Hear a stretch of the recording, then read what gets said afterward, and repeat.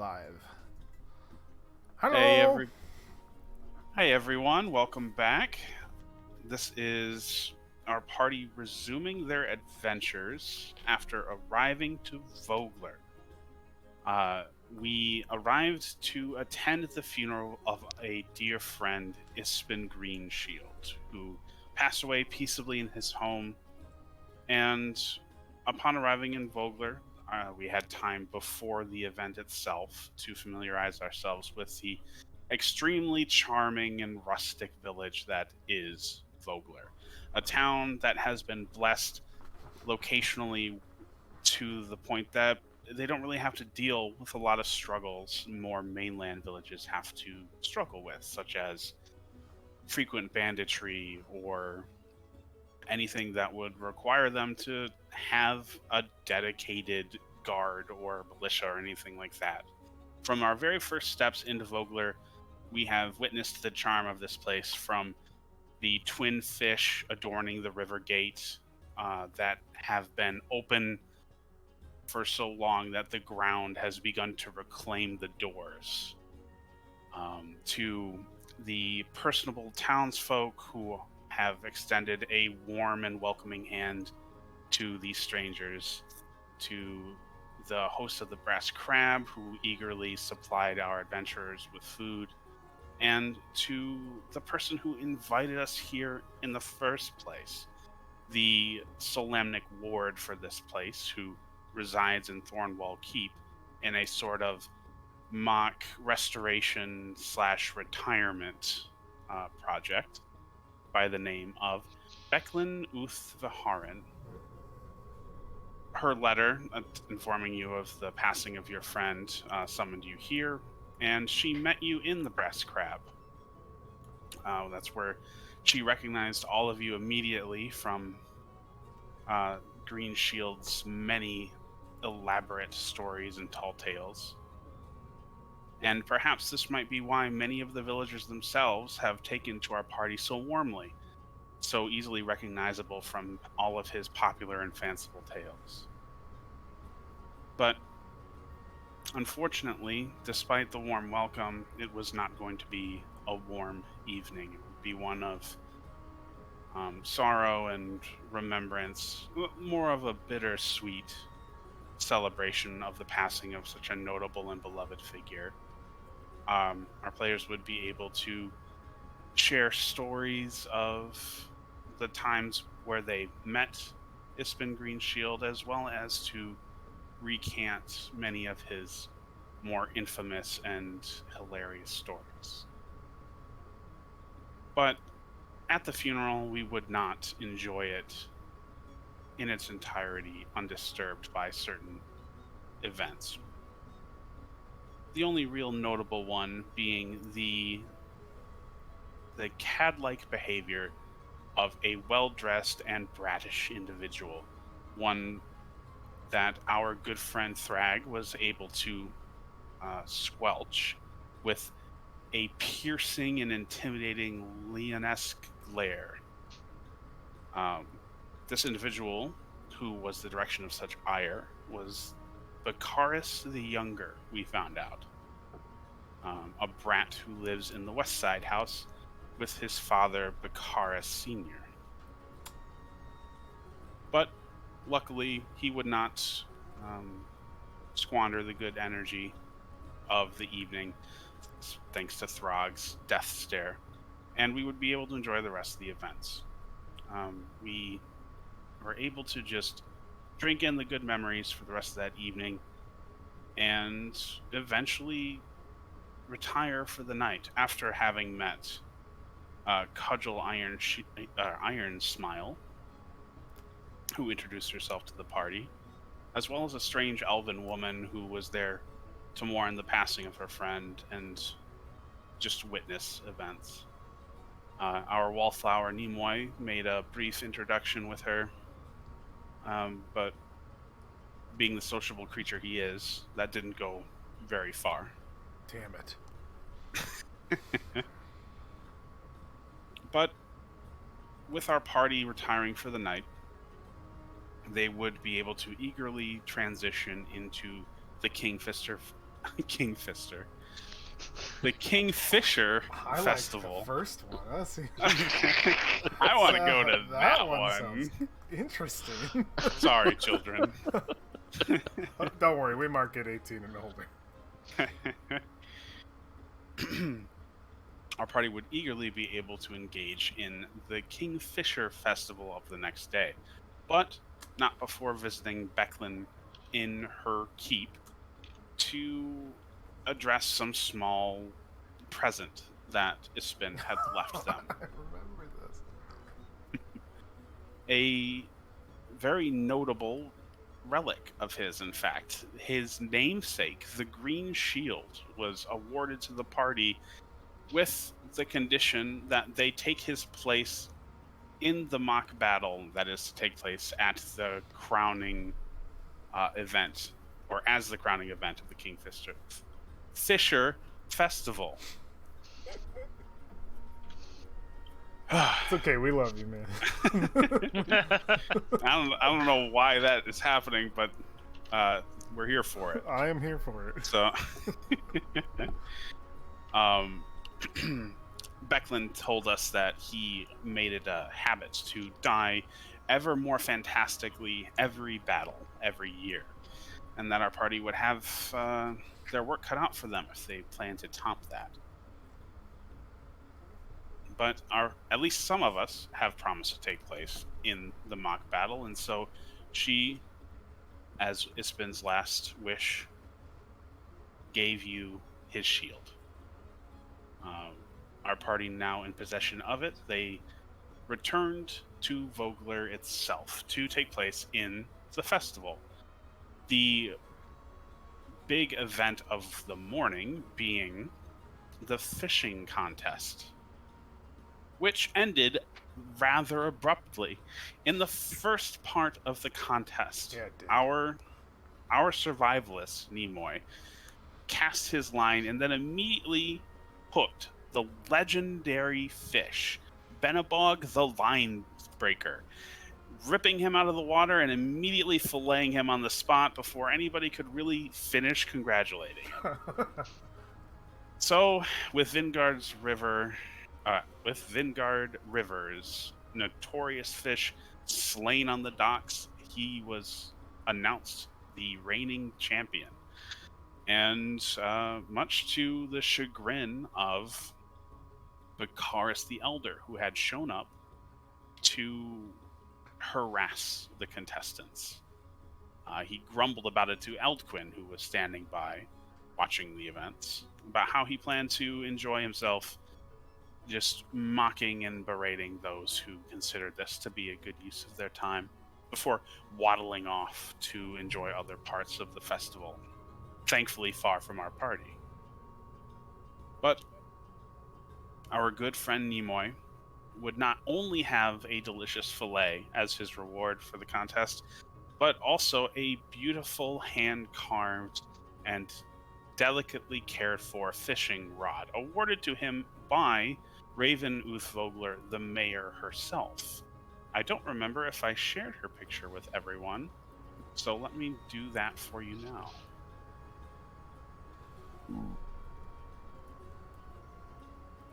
Having been awarded this fishing rod, to Nimoy's terror, he would spend the rest of this festival being hounded by everyone who heard of his legendary achievement and gifted coins and drinks and food wherever he went, because everybody just wanted to see the legend of Benabog.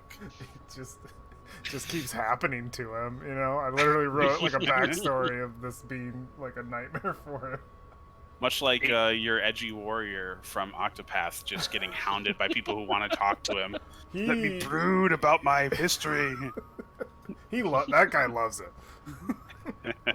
So I'd also like to point out that he is I think he might be the only member of the party who was not going to participate in the battle, so he'll be on the sidelines of the battle with all of his fans. Oh. Both situations are bad. His favorite place. Thrag is just looking despairingly at his catfish. Not quite big enough. Oh, and I was so eager to talk about the festival that I forgot to recap the other individual that we met on our way to Thornwall Keep, one Darrett Highwater, a student of Becklin who greeted our party in the early morning yes. and gave them fish pies. Our squire. Yes, after talking with him, we learned that he is somewhat secretly training under Becklin to become a Solamnic Knight, and immediately took to Thrag, who, like himself, is a squire of the knighthood. He was incredibly forthright and earnest and eager to learn about our party and their adventures, admitting that having been raised in Vogler, he never really traveled much outside of the town and is fascinated with what there is out there, as well as one day traveling to one of the headquarters of the knights eventually for his own testing and getting knighted himself. But this little catch-up is doomed to end eventually as we get to relatively noon in our session, when our players, having finished fishing the legendary Benabog out of the river, meet up in the town square where the mayor has gathered the citizens of Vogler in preparation for the famous mock battle. And this is where we'll begin our session. Welcome back, everyone. It's a pleasure to have you here. Thank you, thank you. I tried to turn my camera on, but it broke the camera, so I'm not gonna mess with it. It did change the orders. It made it not good. Oof. Well, feel free to try and fix that if you like, while I read what the mayor has to say to the established, or rather the gathered crowd of villagers, and as you see, also the town's militia. Colorful banners and paper decorations shaped like kingfishers decorate the village circle. Temporary stalls sell food and colorful crafts, and in the center of that circle, an ancient tree provides shade for happy picnickers. From a temporary stage, a band of local musicians brings a spirited song to a close as Mayor Raven Uthvogler takes the stage. Welcome, friends, the mayor begins, raising her arms high. Welcome to the Kingfisher Festival. Cheers and applause fill the circle. The mayor smiles wildly. Today is a day of not only revelry, but also reflection. We are here thanks to the courage of heroes who came before us. Let us honor our founders, our family, and all those who can't be here to celebrate with us today. Enjoy your festival, Vogler, with good spirits, good times, and good friends, and look to the Kingfishers for good luck. An energetic round of cheers follows the mayor's words. Oh, and with that, the festival's underway. Hey, there's a nice little recap to the beginning of the festival. Nice. I was on the wrong page. It happens. See, Nimoy caught the big fish because I got him the Kingfisher mask. You're right. I must have. It's lucky. They just said so. It had to be the case.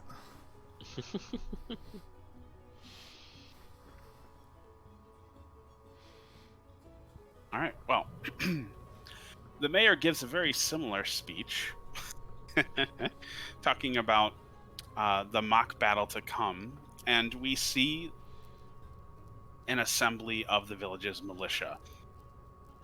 There's not a lot of them, but a sizable force of 20 to 30 men, all of whom definitely appear to be running the gamut of ages from, middle-aged to retired. And pretty sure you've seen most of these men fishing on the rivers. And they wear mismatched armor, most of which appears to be handed down or loosely fitted around large beer belly guts.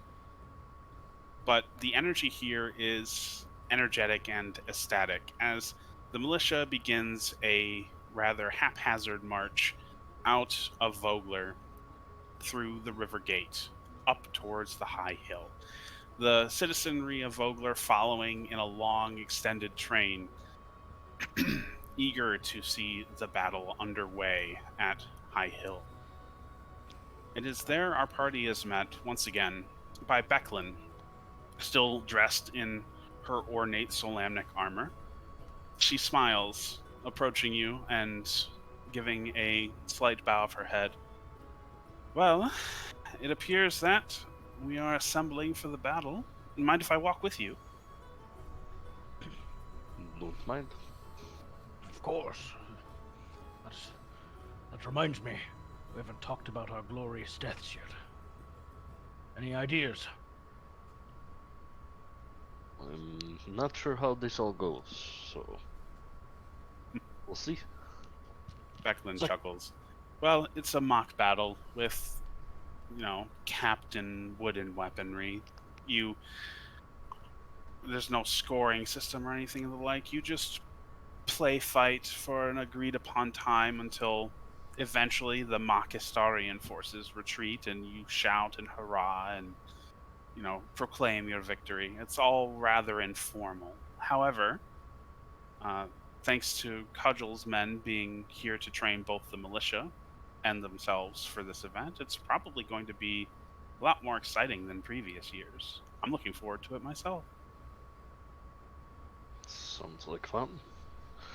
Do you come back after you die and keep going? Like, how did Ispin die in such crazy ways? Multiple seems like ways that you would die. Well, I think once you are dead, you're removed from the field. I merely meant to imply that every year he dies more elaborately.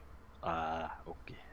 Though it would be quite the sight to see him charging back onto the field to take another volley of invisible arrows and die over and over again. I'm sure he would do such a thing. Ever the showboater, even in death.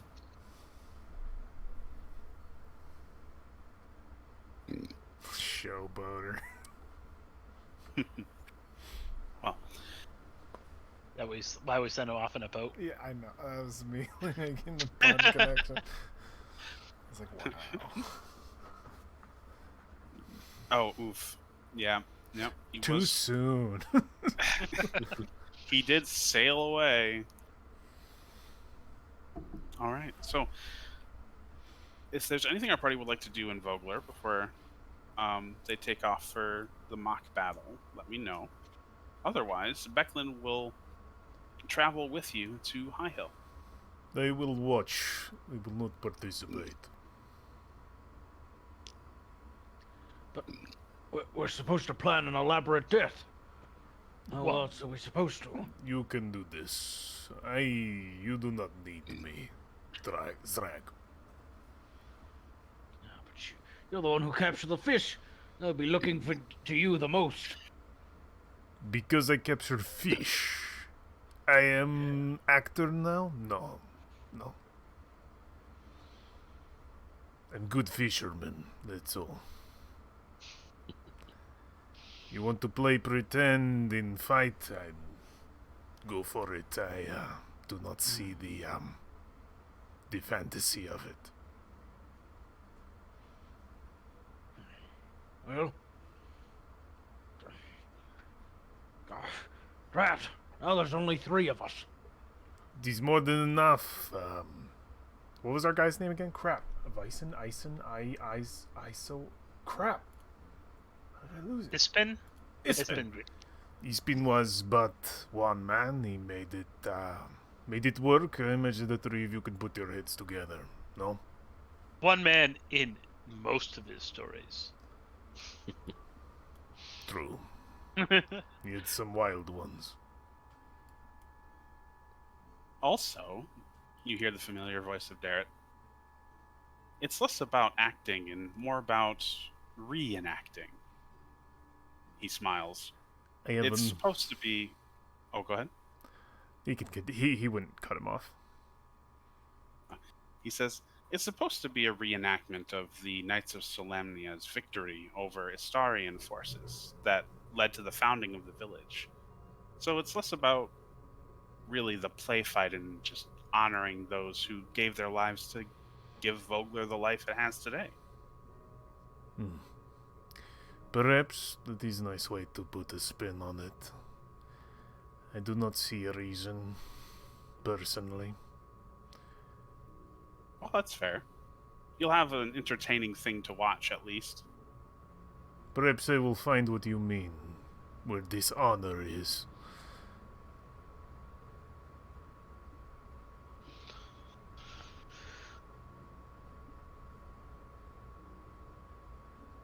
Becklin smiles. Honor is something that we all have to find in our own way. I find mine by remembering. I guess others want to, reenact. It's helping other people remember. If they do not remember, then was it worth remembering? No.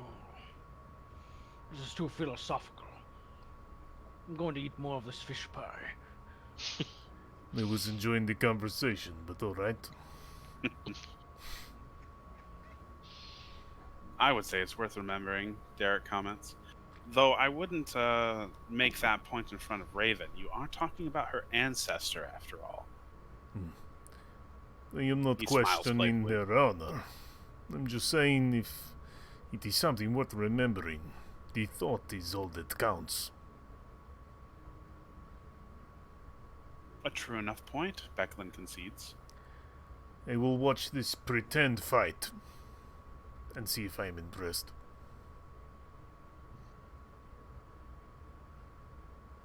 And with that, our party will make their way to High Hill, joining the train of villagers as they make their way out of Vogler. The energy here is rather charming. You see husbands, wives, sons, daughters, and children traipsing their way up the hillside, streamers and the shrill laughter of children following you wherever you go. What's the population of Vogler? Vogler's population is a few hundred people. Wow. Yeah, it's a big enough fishing town that's kind of on the mouth of the Vingard River, so it does see a good amount of trade. Well, I was thinking that was small for this size. Is that accurate? Yeah, it is definitely 30 feet. I'm looking at the amount of houses, and I would say like 300-ish people. That seems about right. Or maybe I'm overestimating. I always find that really hard. Alex is pretty good at that. Alex, what would you say? The wiki says like 400. 400. Okay. We were There you close. go. See, he's really good at spotting that. Alex has a mind for these things. really good at spotting that Google entry. It's this knowledge. We don't know where it comes from. My knowledge comes from being slightly faster at Google searches. I mean, than I most can't people. search. My screens are locked up.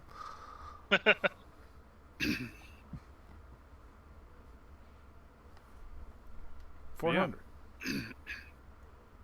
It's a rather long train of people, but eventually you do find yourself arriving at the field. I hid first, Of High Hill. waited for the train to go, and then don't want to be surrounded by people.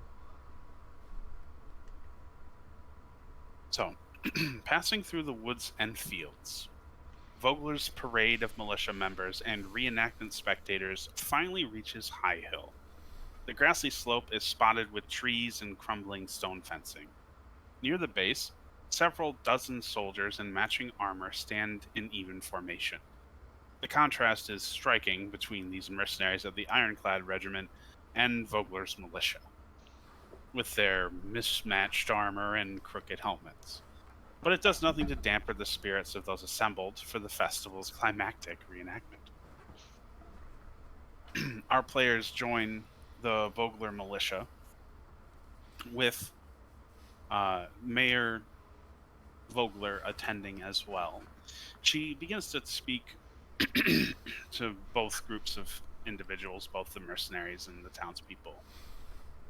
Now remember, everyone, this is a play fight, so make sure all of your weapons are capped and safely secured, or you've been given wooden ones to use.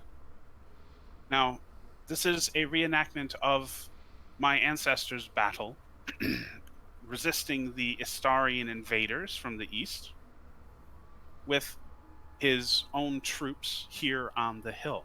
So, our militia will assume the position at the crest of High Hill, and the Astarian forces will advance on them. We'll clash, have a fun fight, and then after everyone feels like they've fought enough to be believable, we will have the Astarian forces begin a retreat, and then the victorious Vogler army will celebrate and huzzah and what we all expect from a victorious army to do. Now remember, if you see anyone injured, be sure to call for aid and have them removed before anything worse happens. And in fact, she turns towards a group of the volunteers, namely your group. If any of you do wish to participate in the fight and would like to serve as a judge, I'd be more than happy to award you a small allowance. 5 gold to keep an eye out and make sure nobody gets harmed or injured in any way. Eldquin will kind of tap Nimoy and say, may it be a good position for you. You're just watching out for the injured. You don't have to participate in the battle. Make some money. I will walk up to... Who is this? Who's the person just talking now? Is Oh, that the mayor? the mayor, yes. Yeah, what's her full name? Raven. Raven. Raven Uthfogler. I will walk up to Uthgold and say, you will play for me to point out people who are hurt. Yes, and to make sure nobody gets trampled or stepped on or injured any more than they would have already been. I will do this. And, oh, well, excellent. Thank you. I will be sure to pay you after the battle has done its thing. How much? Oh, 5 gold. It's not bad. I don't have to help them, do I? Or do I just point? You are... It would be preferred to help them if you can, but the more important thing is to raise the medics so that they know that someone is in need of help. I will let the medic know when someone is hurt. Perfect. And then you will give me 5 gold. Absolutely. Yeah, after the festival's been said and done, feel free to visit me at my estate, and I can pay you for your services. He spits in his hand and puts his hand out. It's a deal? She tilts her head, her brow furrowing slightly. It's a deal. She holds out her hand, and you can see she's trying not to be, grossed out by, shaking the hand, but she does it anyway. Just a little thing. If that there's kind of smile where the lips curl in. Any gentle get around, he'll move in for the full grasp so that the connection is made. Yeah, she goes to pinch her pointer finger and just shake it that way, and you just grab the whole hand. Grab the whole hand and shake it. Where do I stand? Yeah. Preferably here, she says, pointing between the militia and your party. Right. It would be preferable if you were at least present around the fight so that you would be able to see anything happening. He stands there and starts packing his pipe full of tobacco. All right, excellent. Well, if that's the case, I wish you all a pleasant fight, and I will see you afterwards. Where's the hand she gives go? You a nod. A pant wipe or oh, just closed fist? She puts her hands behind her back, but as she's doing it, you see her wipe it on your pants in a rather Okay, like I just want to know where the smooth wipe fashion. happened. All right, and she departs.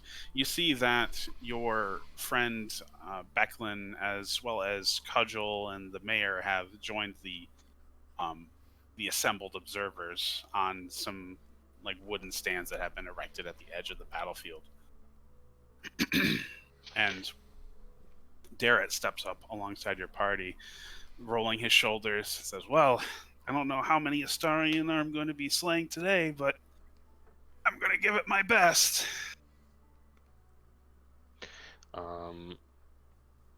Eldquin's gonna kind of back up and cast mage armor on himself, just in case things get a little overzealous. So, All right. back up, and then he'll say, "Well, we are apparently destined to die here, so we'll be making this Needs to be, eventful." needs to be spectacular. I will try not to trample anyone. Also, I walk over to Nimoy and light his pipe for him once he gets finished packing it. Yeah, he packs it, he's reaching for his matches, and what do you do to light it? Oh, I just like snap my fingers over top of it. He looks down at it, sees the coals, little things are smoldering. He just goes, "I like you, sister." And then he begins to smoke.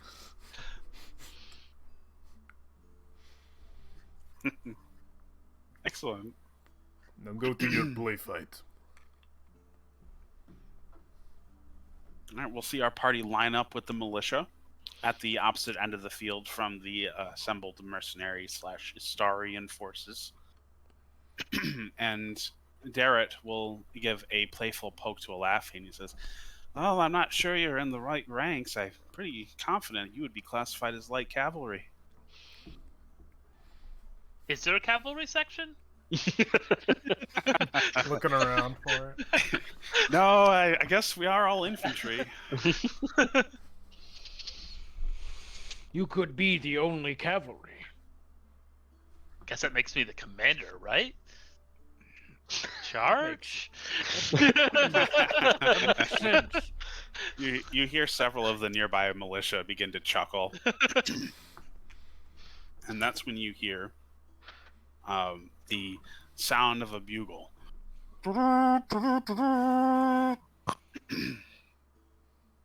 And with much laughter and jostling, the militia square up and turn their attention towards the approaching forces. Oh, here, let me read this blurb for you. After much laughter. Shields. I just like, sorry, I didn't interrupt. Oh, what's up? Who ended up with the shields? We haven't decided who has the shield yet. Oh, okay. 'Cause I Do feel we like wanna- one of us should use it in the battle for Dramatic effect. Give it to dramatic effect. Yeah. Give it to me. I think Thrag would be the most used to that, I guess. Thrag looks very distressed. I am not worthy. Fine. Only for pretend, though. Fought alongside him. Honor him in this way. Yes. I will smash many skulls today, or pretend. Yes, pretend. That one. Yes, pretend smashing, Darrett says. You don't want to be called out by our judge over here. He tilts his head towards Nimoy.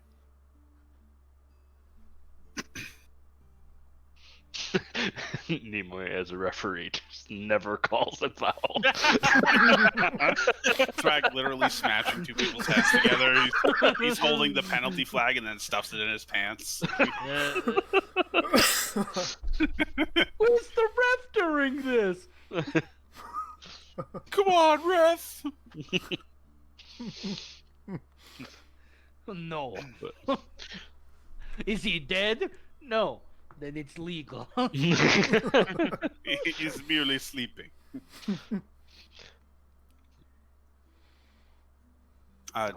Jacob, it sounded like you had something to say.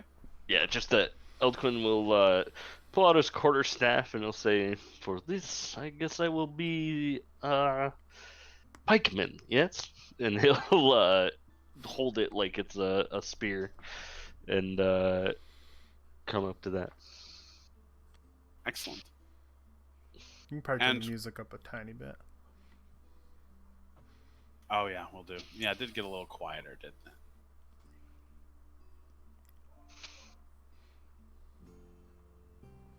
All right. After much laughter and jostling, the mayor, Cudgel, and other spectators walk to a nearby vantage to watch. As they do, the militia takes up its position atop High Hill, the same hill Salamnic troops held centuries ago. They face the mercenaries of the Ironclad Regiment at the base of the hill, arrayed as the forces of Istar once were. Although the event is only a reenactment, a tingle of excitement fills the field. Somewhere on the line, a reenactor hoots and yells, "Let's send those Astarian rats running, boys!" A moment later, a trumpet blast signals the start of the battle. "For Istar!" yells the mercenaries' leader, a tall half-ogre among several mounted soldiers. The mock Istarian troops assault the hill. Around you, the Vogler militia charges to meet them. You begin your charge with the militia downhill. And it is as you begin your descent, some of the more observant of you notice something. Elafi. And who's the other one? No, not you. Elafi and Nimoy. As you begin your charge down the hill, you notice something that catches you as off. You see glints, sharp little flicks of light off of spear tips. And you note that the ogre riding on his horse is wielding a steel axe. As the forces meet, you hear the unexpected sound of metal clashing on armor ringing across the field, silencing laughter and melodramatic boasts. A ribbon of red splashes over the grassy hill, followed by shocked screams. Any pretense of a reenactment shatters. High Hill is the site of a true battle once more. Within moments, all around you, armed mercenaries attack unprepared villagers who try to fight for their lives. Please give me initiative. Oh my god.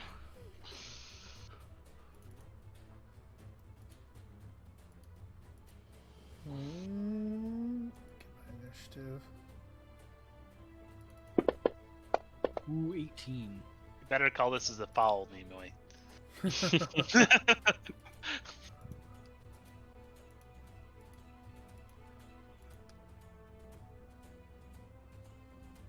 Where is my combat tracker? There it is. I like Cudgel. She's nice.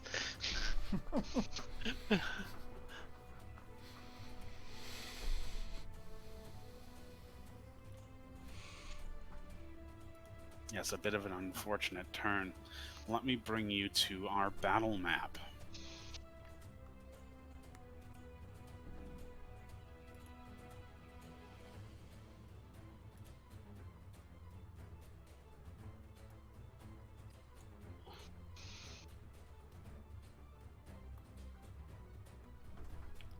A random deer?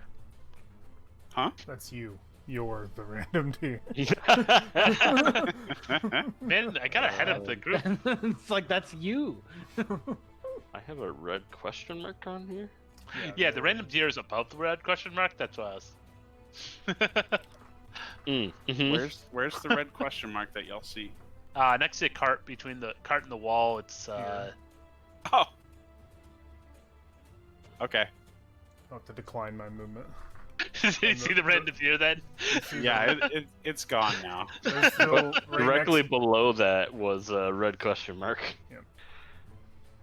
still a red question mark. Yeah, it's. Yeah, there Oh, you go. yeah, whatever it is, yeah, just yeah, move. yeah. Oh, that's a token from when I was testing some stuff out that, Okay. I guess turned into a red question mark when I deleted like the root thing, but not it. Oh, okay. That makes sense. Yeah, curious indeed. All right. So, our players find themselves in the midst of a true battle as we watch the Vogler militia engaging these ironclad mercenaries in what was supposed to be a mock battle turned fight for their life. All around you, you see militia with toy weapons fighting real armed soldiers. On this battle map, you will see an illustration along the border. This is called the Fray. This is a mechanic that has been introduced to battle maps for Dragonlance. And what this represents is the skirmish of the battle around you, where tens of soldiers are engaging in open and violent warfare. To enter the fray is to incur penalties to your movement and also opportunity attacks from opportunistic attackers, and even friendly fire from other soldiers who aren't aware of your presence as you're moving through it. It is a dangerous place to be and should only be entered when absolutely necessary. So the edge of the map is a danger zone. Yes, you can see how it's illustrated with Right. these really cool Like artistic flame. flares. That's a Yeah. cool way to keep everyone in the map. Yeah. I like it. Same. All right. So, this is our party's place in the middle of the fight. The Vogler militia engaging around you. As you take a moment to catch your breath, you see that you are not going to be left unaccosted. As 3 mounted cavalry burst through the fray, their eyes turning towards your group. Let's see. Is there a make all visible button?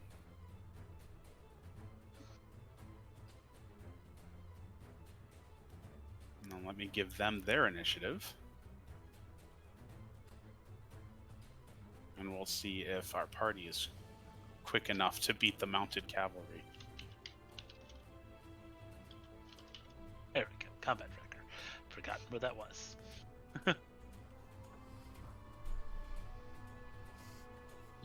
Oh, I got 6, which is nice. Never mind, they got 15. All right, Thrag, you are first to react as these cavalry burst out of the fray and begin to charge your party. I think it takes him a couple of seconds to realize what's going on. Before he roars in anger, seeing these basically kind-hearted, defenseless, like villagers being attacked. Those mounted cavalry are all the way over there For now. for now. They are And- on horses. Yeah, they have just charged out of the fray and they are still riding hard. You see that their heads have turned towards your party, spear tips already bloodied with victims from their victims, now leveled against your group. I'm gonna move my character just in the, in. I wish I could, like, do a ping on the map. It won't let me. I'm just gonna move my character just to ask a question. So this right here, this is a wall. They can't jump over this, correct? The walls are crumbled and old, so they are not as defensible as you would prefer them to be.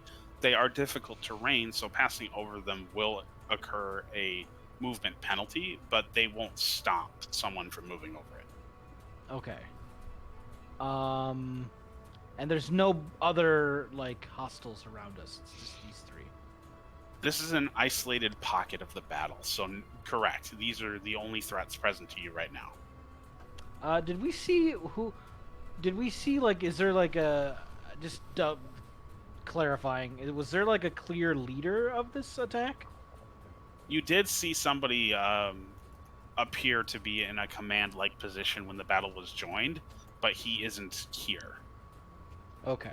I found a really quick way to ping the map. How?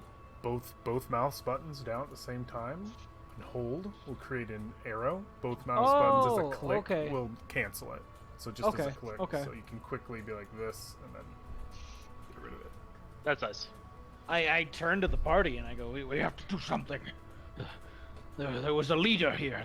He's lost in the commotion. We need to stop this attack. Let me go. Those 3 cavalry there. We must make for that wall. It'll be easier to defend than open ground. Although talking is a free action, you only have 6 seconds in your turn. So, Thrag will run up to this wall. That's why I haven't responded, because I don't know if I think Nimoy is taking 6 seconds to process.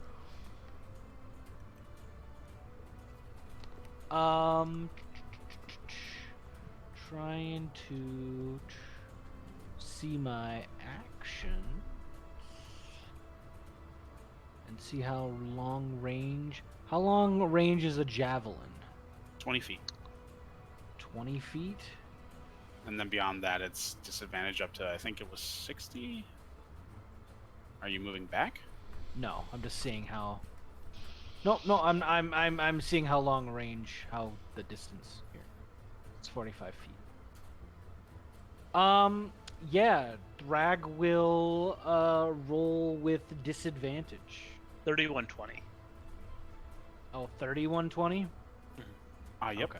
I was actually just looking that up myself. Thank you. Okay. 120 for a javelin throw? At disadvantage, yeah. I mean, that's your Holy max crap. range. I mean, have you seen Achilles toss one of those puppies? Yeah, I've just always seen it like 30-60 is usually the ranges there. But yeah. That's cool. I don't know if I want to rage. Oh, you know what? As a bonus action, what does rage do again? Its abilities. Damage reduction is a big one. Damage reduction. But you need to make an attack by the end of your turn. Okay. Yeah. No. Thrag will step onto the wall and roar as he rages, initiating a rage and chucking a javelin at this guy. Excellent. You met this one. Yeah. So that one. you should be able to control and click that target to assign him as your target, and then all of your attacks will apply to him. How do I select him? Control left click.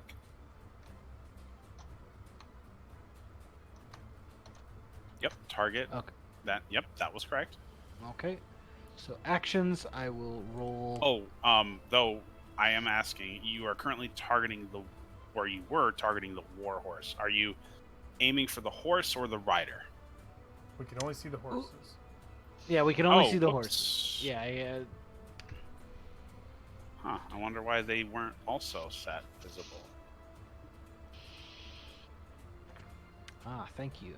You got one in the middle is behind its horse. Do I have the Ironclad Regiment Mercenary 1 targeted, Kyle? If you open up your combat tracker, it will tell you what you're targeting. But the answer to that question is yes. Okay. So, how do I roll with disadvantage on this attack? There is a disadvantage button in the lower left corner. You can give that a slap, and your next roll will be a disadvantage. Okay.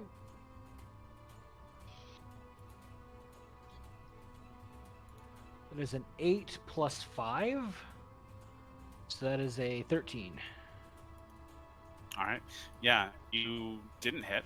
Well, wait. Does rage do attack damage? Or attack rolls or damage? Just damage. Just damage? Okay, it misses.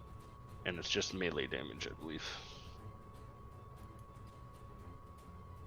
Alright, so we will watch that javelin sail through the air, flopping into the ground nearby the horses as they rush past. And that will bring it to their turn. If there's something else you wanted to do, Thrak? I'd probably... Can I equip my great axe? Or my great axe after? Yeah. Yeah, okay. Yeah, that's what I do. How do you untarget them? Control left click again should untarget. Okay, just curious. Okay.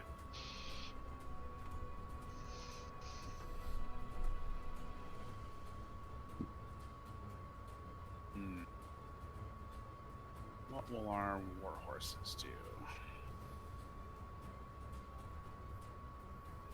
Okay. War horse 1 is first.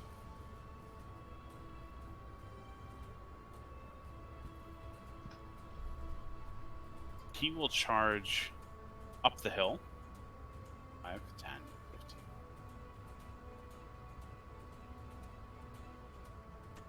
Jumping over the wall and rushing Thrag. He will then target you with his spear and make an attack.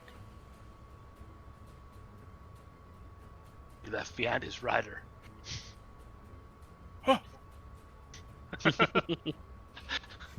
I guess on that note, I will actually have the horse untarget you because the horse isn't making the attack.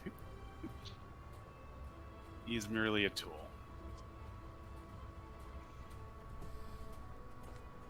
You don't know that. Him and that horse might have a close bond. That's speciest. I mean, maybe they do have a close bond. Is it enough to hit Thrag? Yes, it is. That hits Thrag. I have resistance to bludgeoning, piercing, and slashing. Excellent. So you will only... It's round down, right? Mm-hmm. Correct. Okay, so you will only take 2 damage from this spear blow as the rider jabs down at you from atop the horse. Can you reduce that in my wounds? You can do that. Oh, okay. Yeah, So I can. just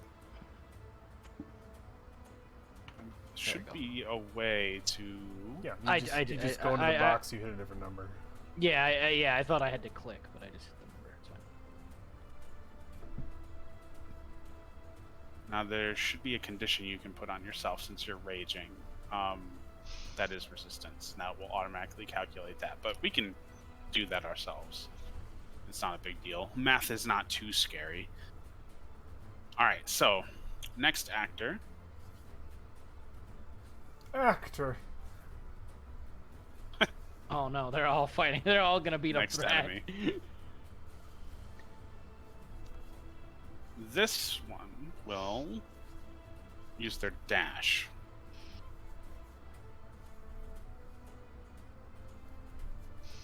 To charge the rest of the group.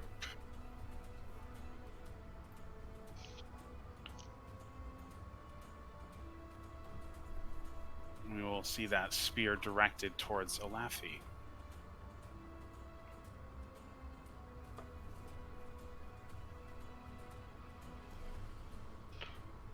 If he uses dash, it gets to attack still? It's the horse that dashes. The rider's just on the Ah. horse.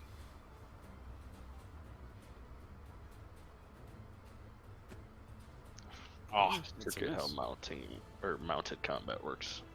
Yeah, my Yeah. tricky. But it's a miss. It is a miss. It's not so bad. I read through it. There's a lot of like interesting stuff when it comes to moving the riders, but essentially, you as the rider don't have a movement. You are being carried by the thing which acts on your turn. You're essentially like the same thing at that point. Okay. So the horse can make up to 3 different actions, and then you as the rider have essentially your other actions aside from movement available to you. Okay. Now, that attack was a miss. So we will move on to the final rider. I think he will also assist with the giant.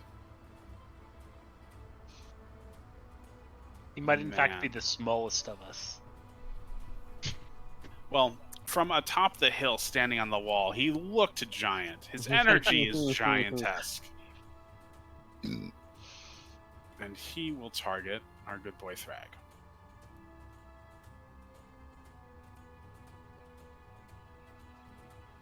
With a miss. All right. Next up, it is Eldquin. Okay. Let's see here. Would you consider the riders of the two next to Thrag within 5 feet of each other? Technically, yes. Okay.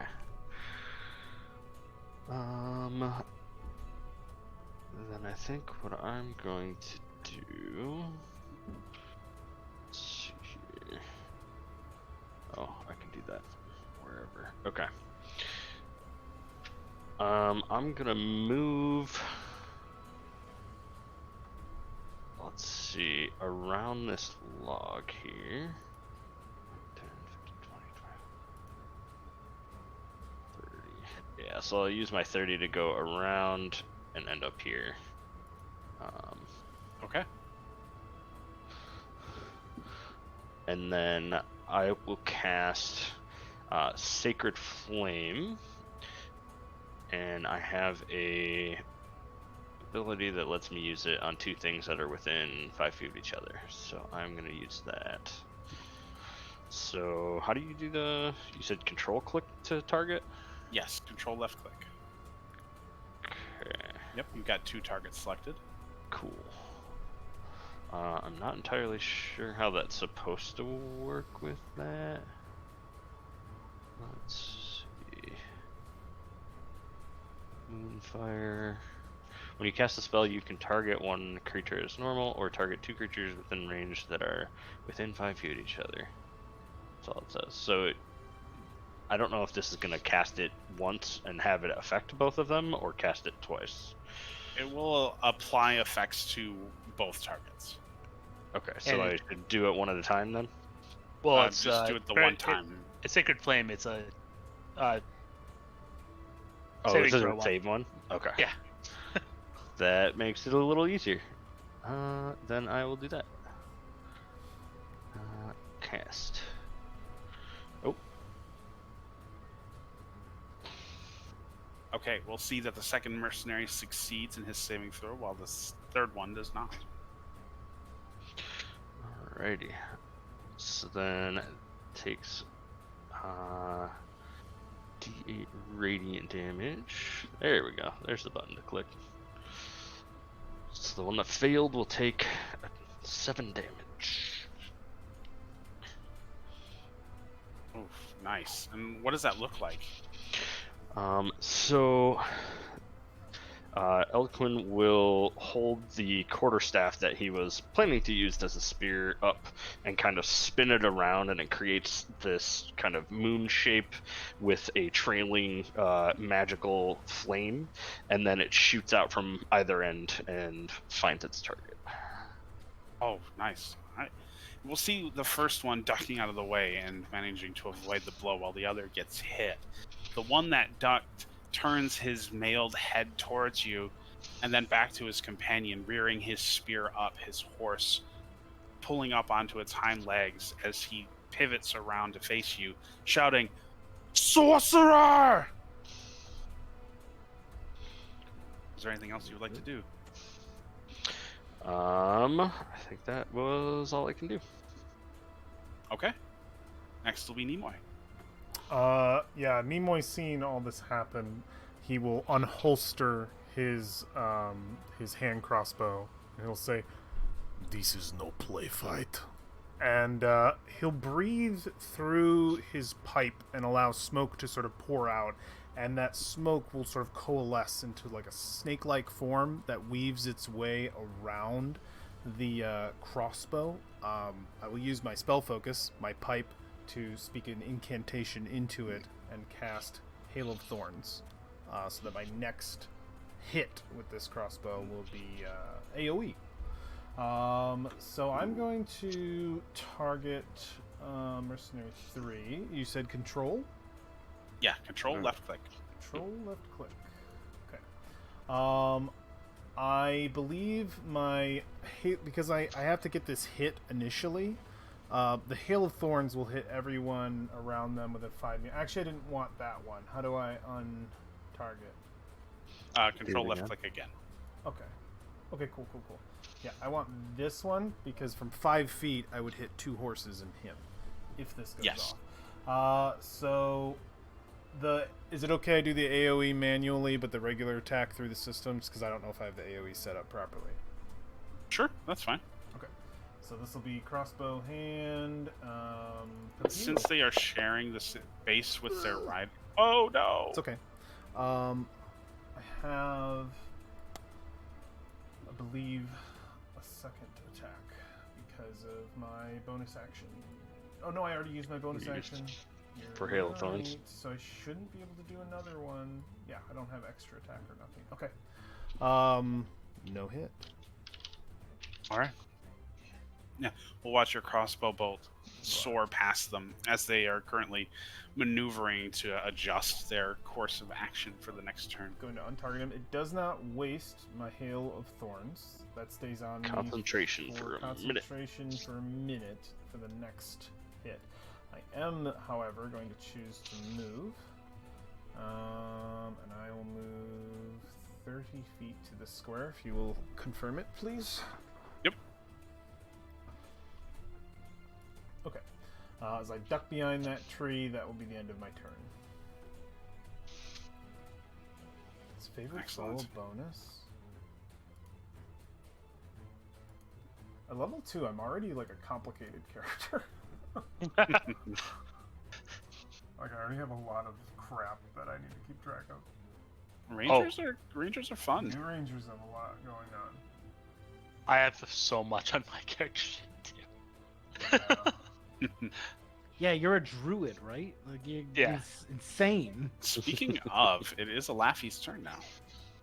So Alafi rears up, and as she rears up, she's casting Primal Savagery, and her front hooves get coated in a dark black dripping. And as it drips off like bright little stars. And she kicks the rider in front of her, is high up as she can. Oh, nice. All right. And I'm casting Hex at the same time. It's just and the Hex is when she contacts with him, it leaves a moon symbol on where she hit. It's gonna be my Hex. So here is for the Primal Savagery, if it will roll. There it goes. Oh, yep, that'll hit. Out. And 10, including the Hex that I put on him. Very then- nice. Having it be is animal handling wisdom? Yes. Yeah, wisdom. I'm hexing his wisdom then.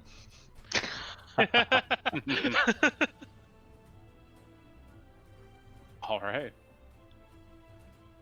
Yeah, we'll see him take that heavy hit, screaming, "Ah, sorcerer!" And that will bring us to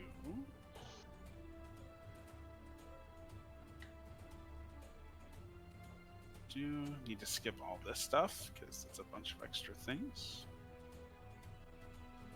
Okay. Thrag, as you're about to take your turn, you see 2 terrified warhorses. One of them still carrying the body of its fallen militia member, trotting across the field, screaming and whinnying in a panic. I need to roll.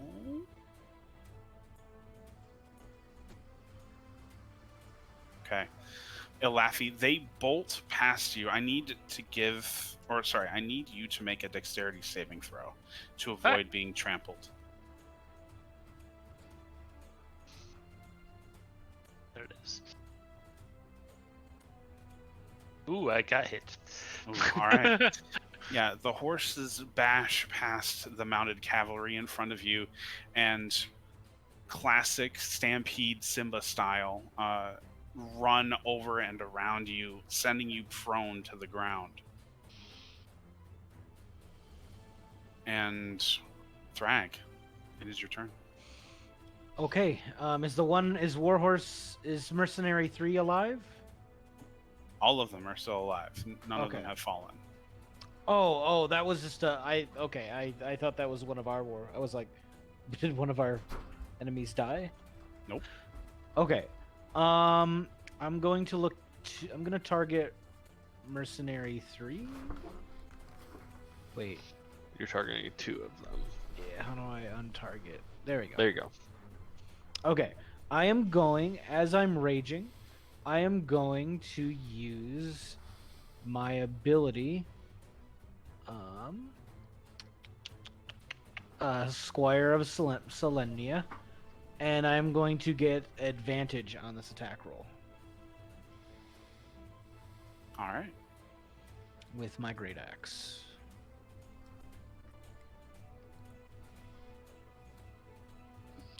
That is +5, so that's a 16.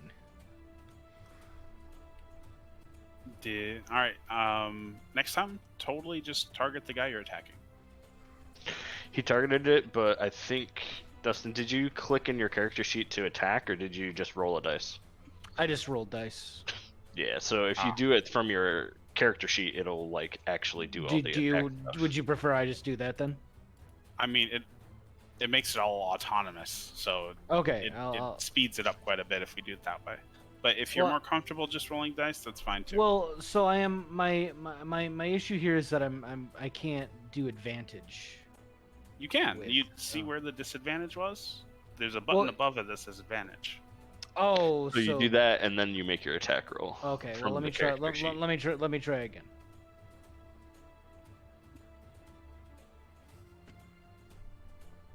Okay, that's an 18. Oh no, that's No. a 13. It 13. flushes. Yeah, it automatically adds. Damn. All right.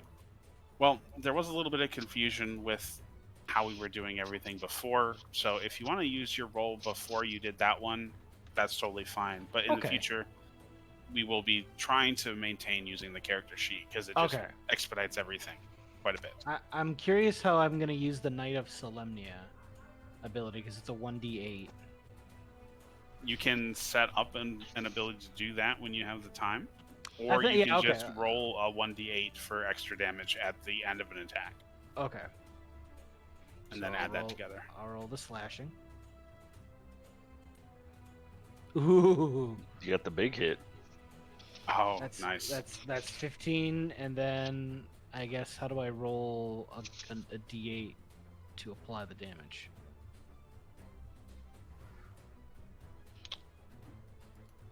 That one you probably just have to roll it, and we'll have to manually do it.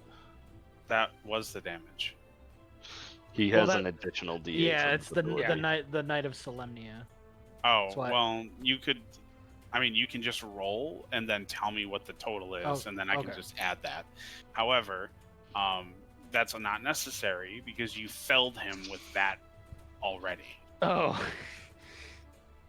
Yeah, he Thrag just jumps in midair and cuts him down with his axe.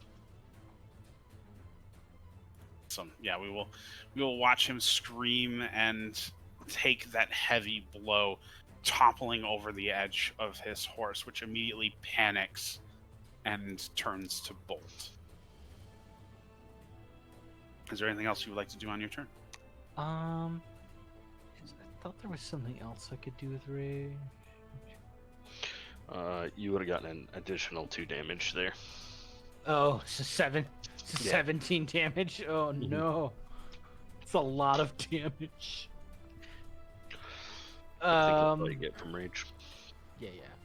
So, I'm gonna see if my daunting roar is a thing.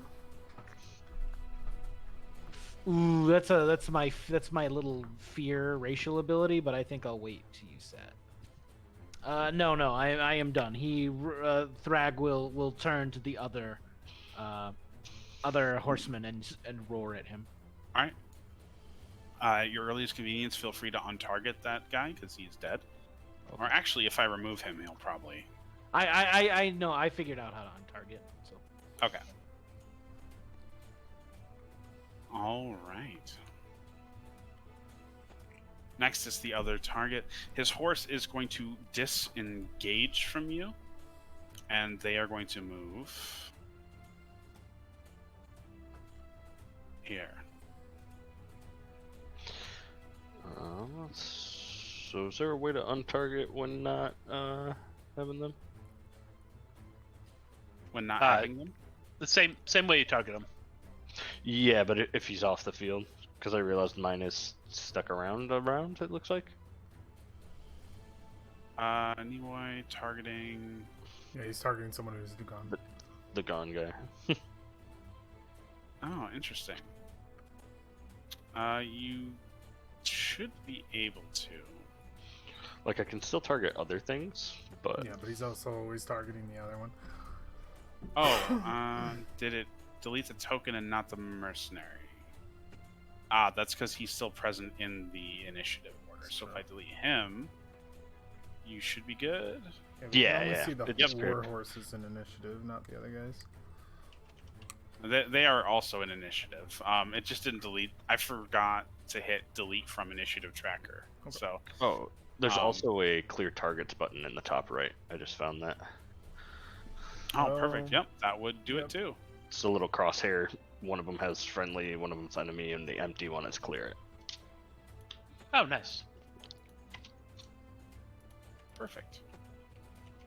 Where's the little crosshair? You They're said right the at the upper top right. of the screen. Very top right. Like not on the combat tracker, off the combat tracker, top right. Oh, like on the battle map. Yeah. Yeah. Yeah. Okay. I haven't Very nice. expanded, Oh, so yeah. target mode lets you actually just pick a thing and point at it. Boop. It's fun. Cool. Huh, yeah. Cool indeed. Alright, so let's resume his turn, shall we? He is going to make sure he's only targeting one guy. He is. He's going to make a roll to attack Eldquin. And that's another miss. Jabbing with the spear, you're able to avoid the attack. And Good thing that'll- you mage armored. Yep. And that'll bring us to our other mercenary unit.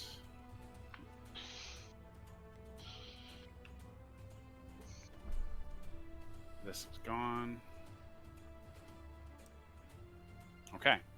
He's going to make an attack on Elafi, who is currently prone, so this will be on advantage.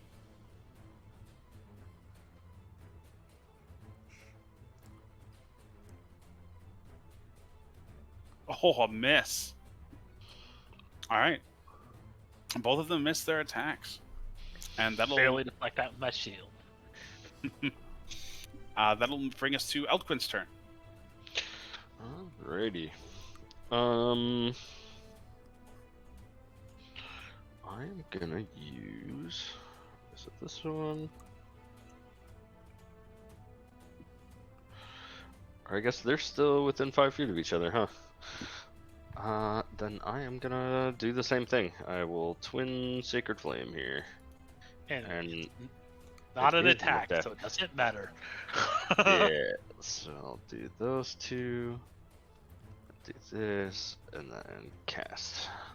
So this is their saving throws they are getting rolled. Yep. They both failed. Very nice. Okay. So I don't know how this works with damage. It's a lot of damage. Well, you're not going to really have to worry about it because you kill them. Or you kill one of them. Yeah. Do you want me to roll again for the second one? Yes. 'Cause, yeah. Okay, so it'll be 4 to the second one. Okay. Alright, so we watch one of our riders get blasted by the moon. And he's dead. Now, delete this token. Interesting. So I need to be doing it from here. I guess it'll also get rid of the tokens if I... Yep, it does. Alright, I need to be doing it from the tracker, not the map. Noted. Okay. Alright. I am going to move myself around, staying within range to there. Okay. And I will stop there. That is Alright. end of turn. Excellent. So that'll bring us to Alafi. Whoops, I hit the button, You so mean it should be Nimoy? Nimoy.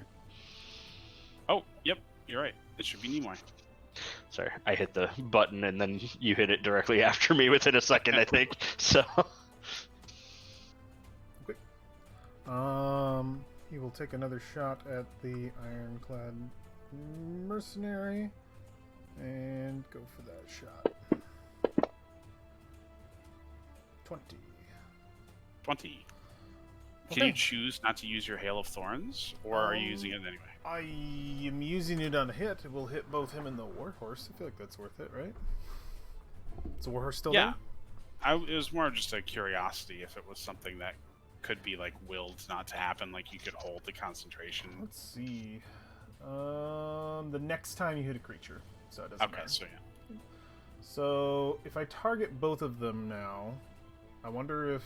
Well, let me do the... This is just the regular damage, so let me just do the regular damage, because this is only going to him. Okay, he takes 7. Alright, yeah, that'll slay him for sure. Okay, and then the warhorse will just need to make a D... I don't have a way to make the spell work, I don't think. Yeah, just hitting that, and then... I can know. manually roll. Okay, cool. Warhorse. I'll just roll a d10 then, because it's a d10 of damage. 6, it's a DC 12. Excellent. DC 12. Should be a Dexterity save, right? Save, I believe, yep. It fails. So we'll take 6 points of damage. The kind of damage is piercing. And is it still alive? Yes. I will use my bonus action then, since that Hail of Thorns was a bonus action to cast, not to use. And I will make my second crossbow strike at just the warhorse. You can make 2 crossbow strikes? Yep. I have look- crossbow, where is Expert it? I have master. crossbow expert, and it allows me that when I may use an attack action, an attack with a one-handed weapon, which a one-handed crossbow is, you can use a bonus action to attack with a hand crossbow you're holding, and it's the same one. So, I fire. And it'll be an 18 for a hit. Or a warhorse. And it'll take 5 points of damage. Alright.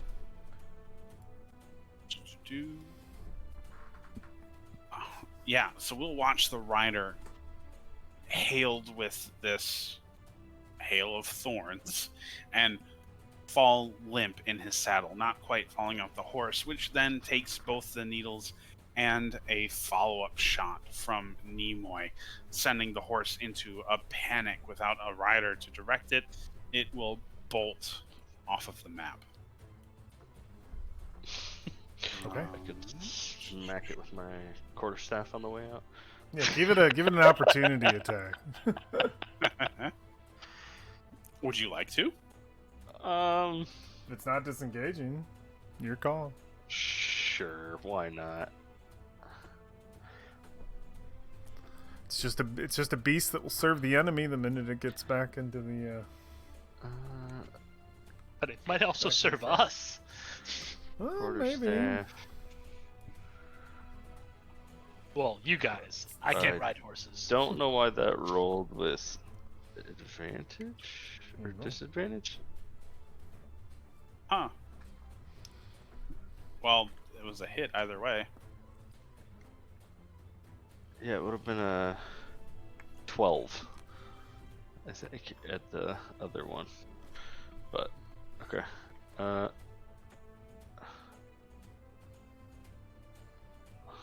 Jesus.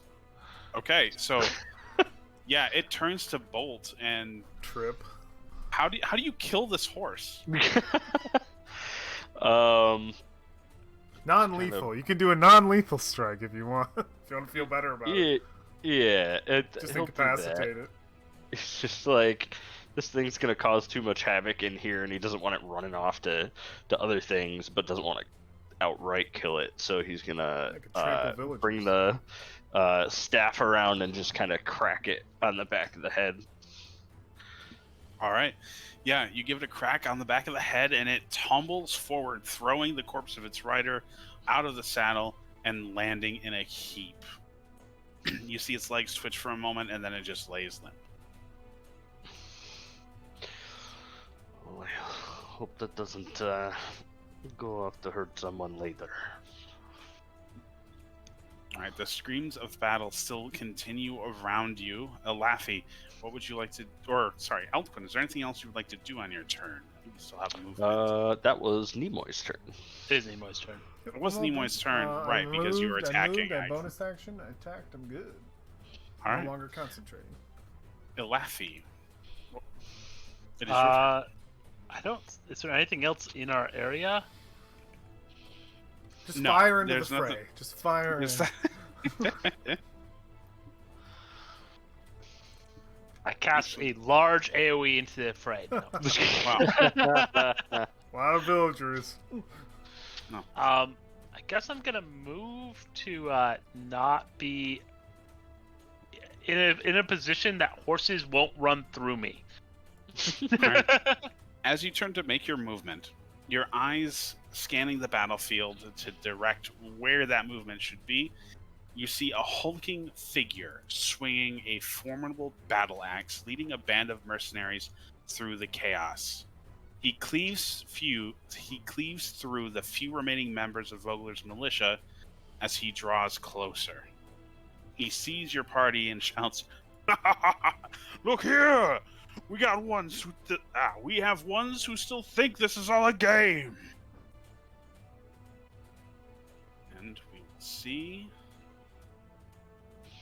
that very captain arrive with his group of soldiers.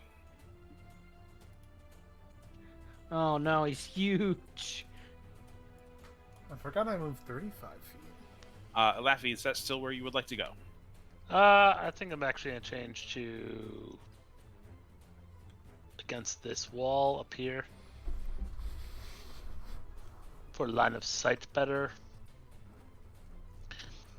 And I will bonus action move my hex to that guy. All right. That guy, and then I am going to pull out some bigger guns, I guess. I'm gonna go with guiding bolt. Actually, yeah, guiding bolt.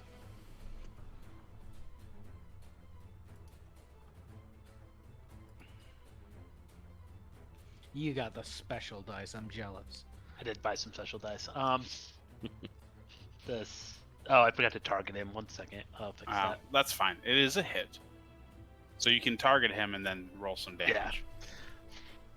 Oh, there it goes. And Can we tell how many rounds we've had? Yeah. Yep, at the bottom. But it's Had not. one It round. hasn't ended. It only says one. It should be more than one. We are at the bottom of the round 2. It starts at 0. Oh, okay. How much is how long is a minute?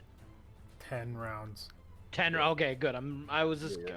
only reason was I was worried about rage. Yep. going 21 damage to him as a bolt of What? blackness Guiding comes from bolt. me with that, but the whole outside edge of it is a brilliant white with the like specks of stars through it. Jesus. Okay. Slams into him All right. and we'll leaves see, a new moon mark on him. We'll see him take that heavy blow, sending him almost to his knees.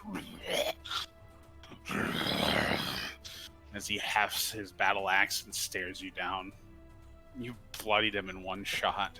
Oh my god. Poor bastard. It's insane. And now we have anyone who attacks him has, or the next person who attacks him has advantage. So, Oh wow. guiding bolts. Love That might be me. Maybe. All right. Well, it is his turn. So he is going to charge you now.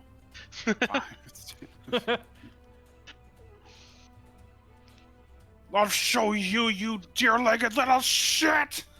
Alright, and he will target you with the battle axe.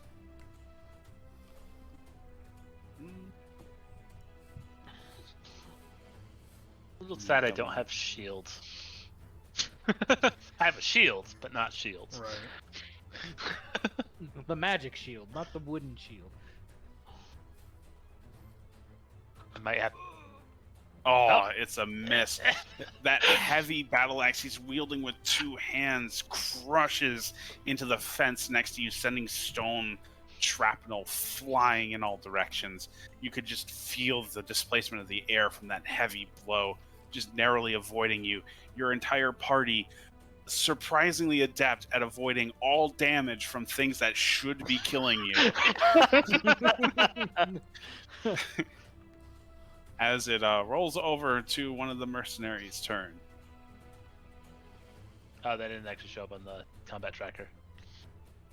Yeah, nothing's on the combat tracker that we can see. That is. Their visibility is visible. It's just Yeah, I us can see four. him on the map, but not on the. Yeah, I combat don't tracker. see him on Combat the. It was the- trackers, yeah. It was the Oh, same there's thing with one. the There's another. mercenaries the previous There we go. rounds. Where's the big but- guy? Interesting. It's not showing the big guy. Okay. Oh, there we go. There they are.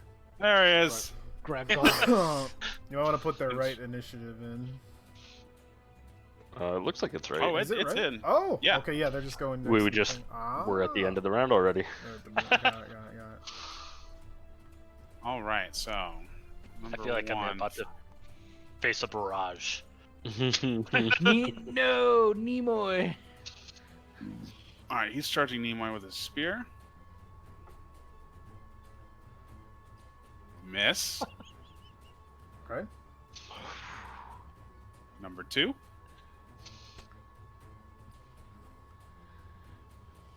He's going to charge here.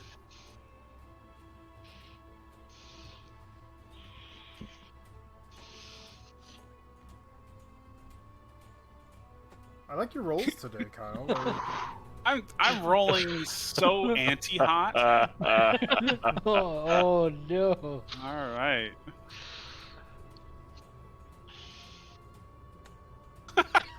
What? What's happening? Are they All right, are they okay. play fighting? What's At going this- on? At this rate, I'm going to dock XP from the fight. All right, my this God. guy can't quite make it to Nimoy, or sorry, Eltquin, but he is going to chuck a javelin.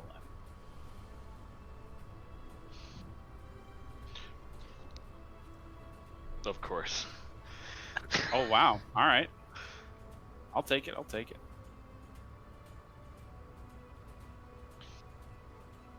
For 4 damage. Yep. It's already been applied, it looks like. Yep. Excellent. All right.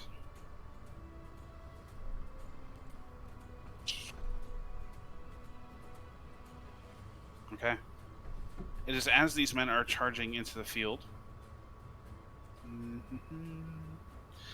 that we hear the pattering, the of tens of arrows slamming into the ground around Thrag. A stray volley of arrows landing about you. I need you to make a dexterity saving throw Okay. as you hear them begin to patter about your feet. I have an ability called Danger Sense. If I could find it. Yeah, but I think advantage against dexterity saves that you can Yeah, see. Oh, that's true. Let me just double check. But you're probably right. Danger Sense. Let's see. What level did you get at? Second there it level. is. 2. I can't. Dodging away from danger, advantage on throws against effects that you can see, such as traps or spells. I'm going to make the call that you couldn't see it because it's a volley of arrows. that makes sense. Yeah. So just a standard dex saving throw. Yes, please. Okay.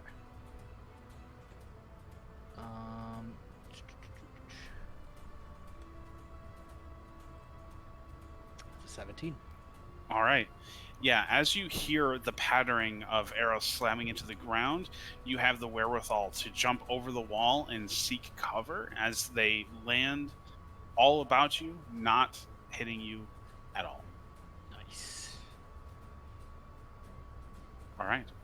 That'll roll us over to you, Thrag. All right. I see a Laffy getting attacked, and he'll roar, and he will move 25 feet. Okay. I will use my ability, my bonus action, to do Daunting Roar. Are you guilt stealing on me? Sheesh. I'm trying to spook him, trying to scare him away. Also, maybe. Maybe a little as a bonus action, you can let out an especially menacing roar. Creatures of your choice within 10 feet of you that can hear you must succeed on a wisdom saving throw or become frightened of you until the end of your next turn. The DC save equals 8 plus my proficiency bonus plus my con. Jeez. So my proficiency bonus is 2, right? Yep. 2 plus 8 is 10 plus 13.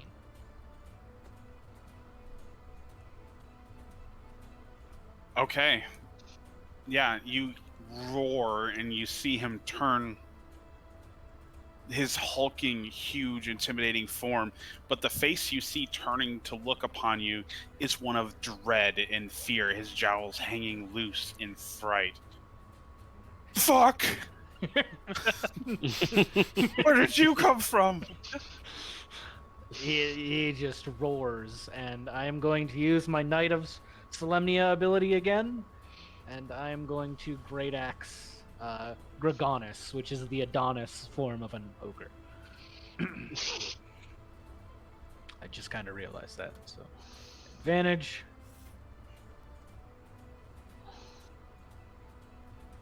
That is a dirty 20. That hits. Okay. Which you would have known if you targeted him. Oh no! That's 11 damage, and then I even made the precise attack in this, so I can go. That's 8. +2. Oh, +2. Shit. Because of the rage. So that's 20. That's 8, 19, 21 damage. Yeah, how do you kill him? Kill Stealer.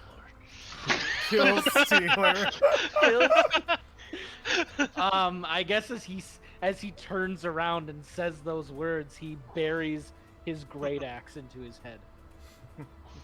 Oh, yeah, we'll watch that hulking half-ogre just fall over, dead, as a doornail, his body slamming into the ground, his weapon cast from him. With the mortified Alafi in his shadow, looking completely mortified at the fact that you just stole her kill. It is Eldquin's turn. Eldwin's gonna look and see his brother has 2 nearby him, and he is gonna run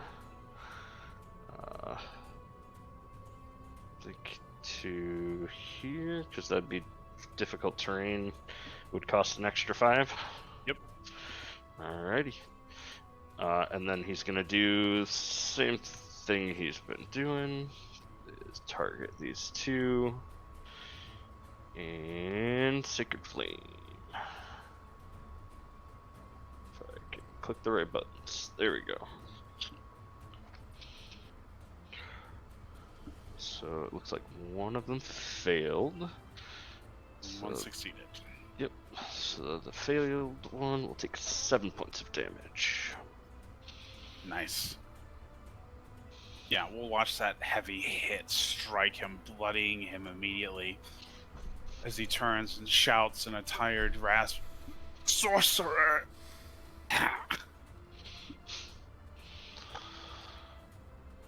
He die? No, he's dying. Oh, okay. He got bloodied in one hit. I will. I'm targeting him. Cool. I will shoot him with a crossbow, point blank. Can you add effects to a character? 18, that's definitely a hit. He takes 9 points of damage. He's dead. How do you kill him? A point blank, right in the side of his head as he turned to look at my brother, went right up against the temple and fired it. And it went straight through to the other side. Yeah, we'd hear that sickening clink as it pierces the helmet, goes right through the flesh of his head, and then just juts out of the other side, sending blood and a little bit of brain matter spilling as he crumples. Still got one in the chamber. And I will pull it over to the guy next to me, and I will shoot him. Natural 20. So you see him watch his friend fall over, and he says, "Hey, wait, can't we talk about And this?" this will swing over point blank right between the eyes and fire. So Wait! he will take 10. Oh my god. Oh, that almost killed him. Really good. I mean, you know what? I could definitely favored foe him for fun. Because I think, let me just read favored foe. I think I can do it when I hit. Yeah, you can. That is how it works. Is it's on hit. I just want to read it so I can get it in my head. When you hit a creature, I'm gonna spend it to favor foe, just for the drama of it. I absolutely will. So I will spend one of them to do an additional 2 points to him. Yeah, we'll see him holding up his hands like, wait! And he, right between the eyes, and he falls over I dead. like that they rolled up mist, like he moved out of the way and then That's good. That's it for me. That's action, bonus action. I can choose to move. I think I will. This is an extra 5 feet of movement, you're saying? Yep. So from here I'm at 20, and then I can move an additional 15. Oops. So here and here, because I have 35 movement. All right, that's where I want to be. Okay. All right, let me clear these dead men off the field. I love that it tracks my arrows. It's my favorite.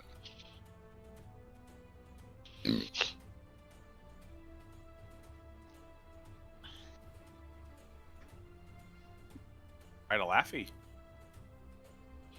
And the big guy's dead too, right? Yeah, he's dead. Let me get him off. Well, I can't be as cool looking this round because someone killed the guy I was gonna do all the cool stuff with. So I rear up and kick this guy off the fence. I love that. After bonus action, hexing him, and make sure hex is turned on. I think it is. All right, so it's.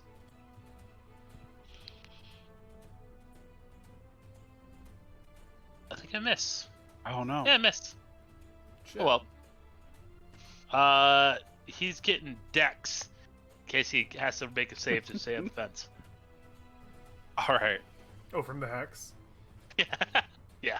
Can it change every turn? Every time I target somebody. Oh, that's right. Oh, every time it moves. And they keep dying, so it keeps moving. Yeah, that's right. I love it.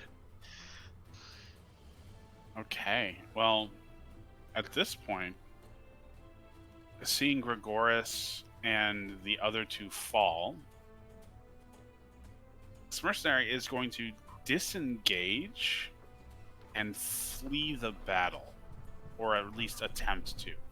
So 5, 10, and then he's going to flee into the fray. Then we will do the same thing for the mercenary sharing space with Thrag here. He's going to disengage 5, 10, and make for the fray. 5 feet too little, my friend. You wanted that extra 5 Yes. feet, trust me. It is Thrag's turn. You're the only thing on this map. Fuck! I'm the only one, I'm the only one. Make it Yeah, up, he, give up.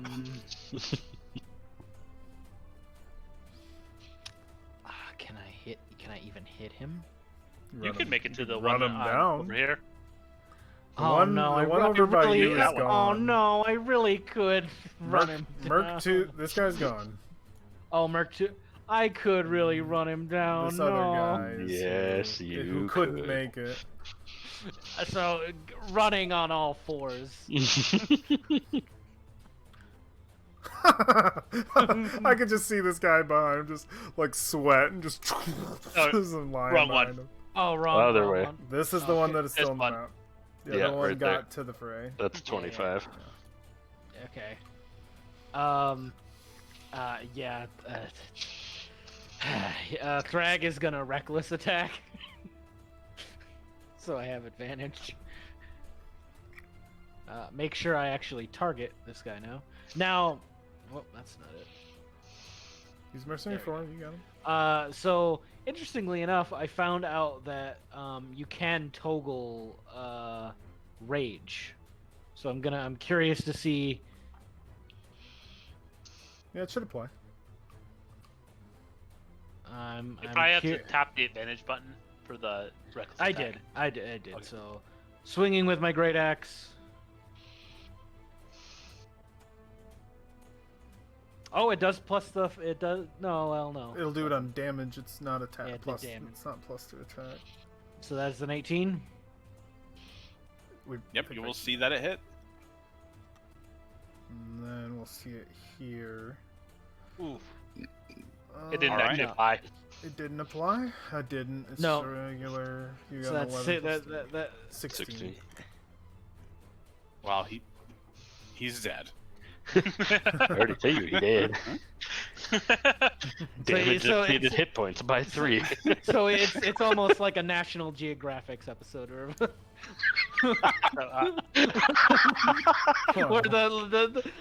like a British man is like, and the docile mercenary runs through the fields, only to be caught by the lion. the lion with the great axe. Yeah, so he just hits him in the back square with the axe. All right, yeah, that axe chomps right through his armor, and he falls to the ground without muttering a single further word. Now, with this mercenary falling, you turn your attention to the fray and see that a majority of those still standing are mercenaries. There are only maybe 1 or 2 figures you recognize as militia still alive on the field. But when they see that you felled Gregoris, their leader, their half ogre commander, most of them drop their weapons and flee into the distance, just running to the fields. You do see a couple individuals of note still standing. One of them, Darrett, bloodied and bruised, but holding his bloody longsword, panting, exhausted. And perhaps another reason why these men have chosen to flee the battle, despite having the numbers on you, you see reinforcements charging across the field. You see Mayor Raven, Becklin, Cudgel, and several large, burly spectators and civilians running as a group towards your party. You see that both Becklin and Cudgel have blood upon their armor. When they regroup with your party, Cudgel immediately runs over to a groaning mercenary still bleeding out on the floor. She picks him up by the hem of his armor and screams at him, "What are you doing? What have you done?" She throws him back onto the floor and screams, "Someone tie this man up!"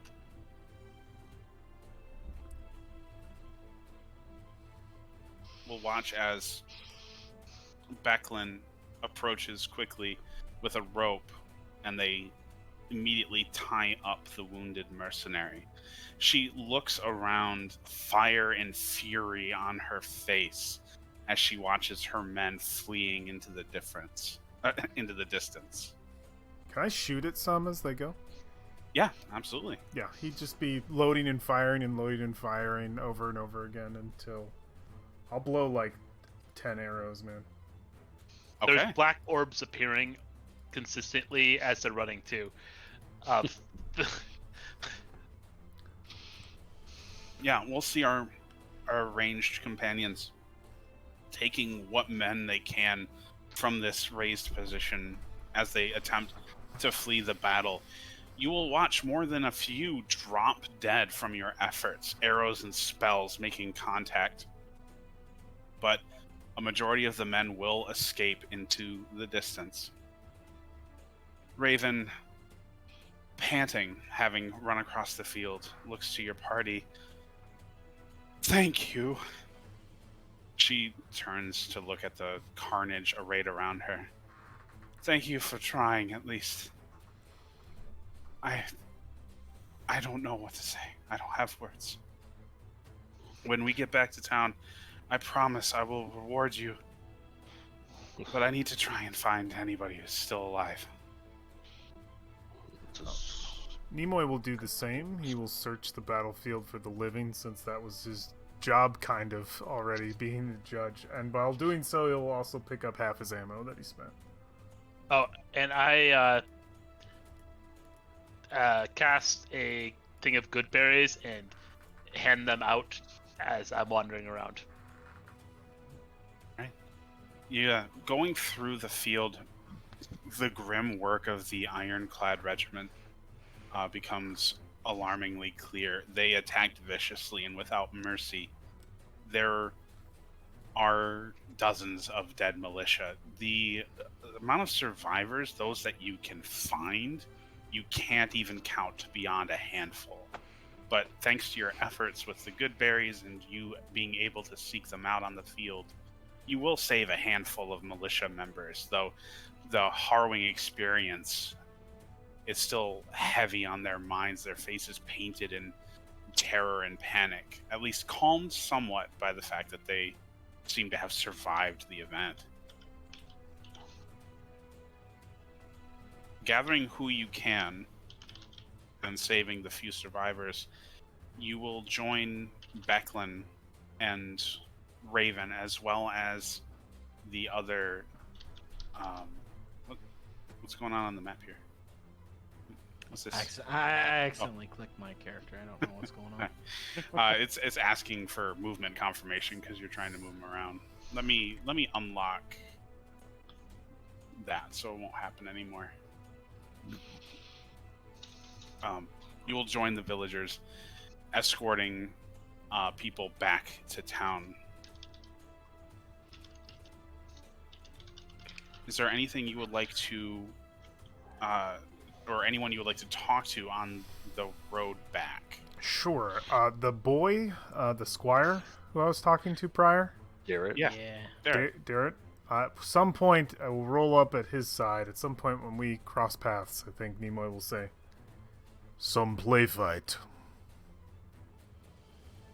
And you can see there's dirt and mud still matted across his face. His hair completely lanky and dripping with sweat. He turns his face towards you, complete exhaustion painted across it. He said, "Yes, play fight indeed. Hmm. I've never had to fight anyone like that before." Get used to it. As Nimoy is talking to him, Laffy walks up beside to the other side of him. And it's like, "You got blood on your blade. I think that's a foul." Yeah, he'll look at the blade and take a moment to wipe it on his pants. He doesn't say anything. Looks to be a little shell-shocked. Oh, and I give him a good berry. "Thank you," he says. Thrag will accompany that with a pat to his back. He's like, "You did well. You survived. Pity not those mercenary fools. They chose their fate." Yeah, But did the militia choose theirs? He will they look. weren't given a fair fight at all. He will look at this again. I need his name up here because I'm getting his. I got it in my notes. I'm pretty sure. Darrett? Darrett, yeah, Darrett. There it is. He will look at Darrett, sort of square, and just say, This is not the last you will see of death before you leave this world, boy, so you must get used to this. If you want to be a knight, it will be worse than this. I had always figured it would be more easy than this. I always envisioned fighting monsters or villains. I never expected to be in a fight with men and murderers. The monsters can be your neighbors. You need to keep a wary eye. This is good for you. The earlier the better. They were cowards, coming to attack defenseless people. They died pathetically. Zrag is right. You should be proud that you have survived. For all those who died, you made it. Imagine what you will do now when you are prepared. You live for them now. Thrag is also completely saturated in blood. It's just covered in it. Nimoy's got some spray since he had to point blank some people. Well, Light Laffy is misty. mildly annoyed because the only blood on her is the blood of the half ogre that got just like Yeah. slammed in the back. Just next a to me. wave.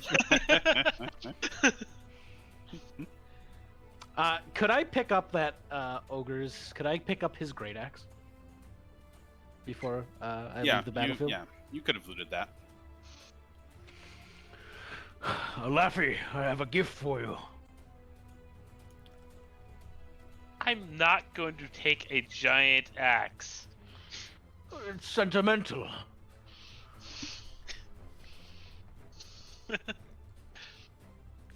Perhaps you should keep it right. But it could serve you well one day. I don't know that anyone can wield that thing.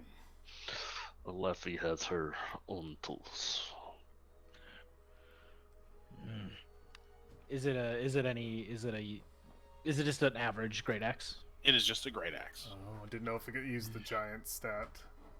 great axe, which we can't use, which sucks. Let me actually get all this. Actually, all non-friendly from tracker. Perfect. Actually, let me double check. I may have to claim the green shield though, since you ran around without actually with it strapped to your back the entire time. It was strapped to my back. But I was wounded in that battle. Perhaps it might be wise to make a smaller axe. We can't let anything happen to Derek, guys. I'm just saying right now. Oh yeah. I love. I looked at Derek. He's like, he's a baby. I must would have protect. waited the fray for him. Yeah, I was gonna say if the old lady knight dies or he died, I'm gonna go punished Venom Thrag. Well, Laffy, you made it out of this okay? Oh, I'm fine. This isn't my blood. This is good. Elquin, you are fine as well. Yes, I was only near death. By that I mean proximity, not my own status. It is an honor to fight with such esteemed warriors. All of you. Not of much esteem yet. Maybe one day. I fear this crisis is not yet over. I have no doubt that those bandits have a camp, perhaps near here. Well, we You know do where know- it is. It's literally, we walked past it.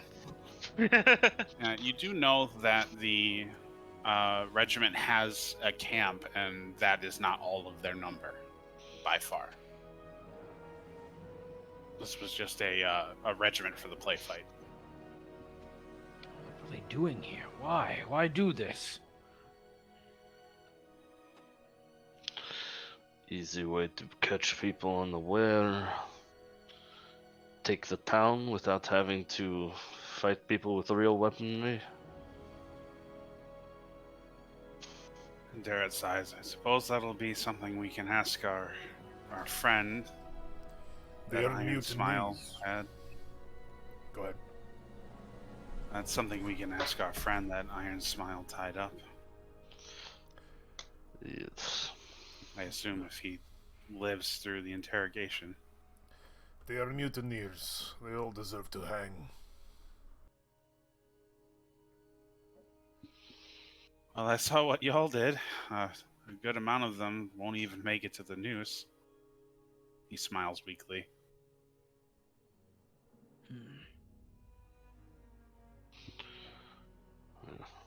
Did he kill any? Did we spot him killing any? The battle was too vicious to spot any one person, but in the wake of it, you did see him standing with a bloodied blade. You can imagine he at least wounded someone. It seems you may have killed your own. This is something to be proud of. I'm not so sure about that. I defended myself and nothing more. And for this is all it takes to be a warrior.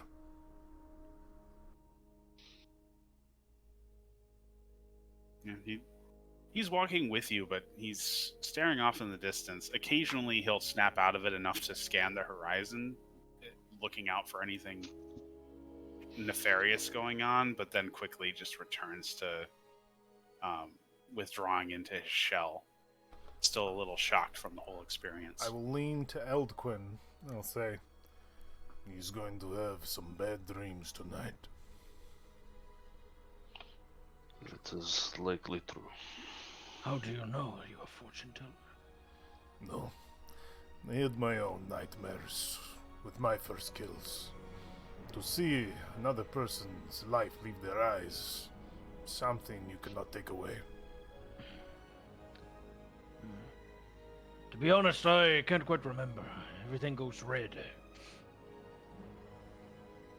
Then I come to. It's troubling. I'm sure it's fine. Does not sound fine. Was gnawing on that last guy for a while.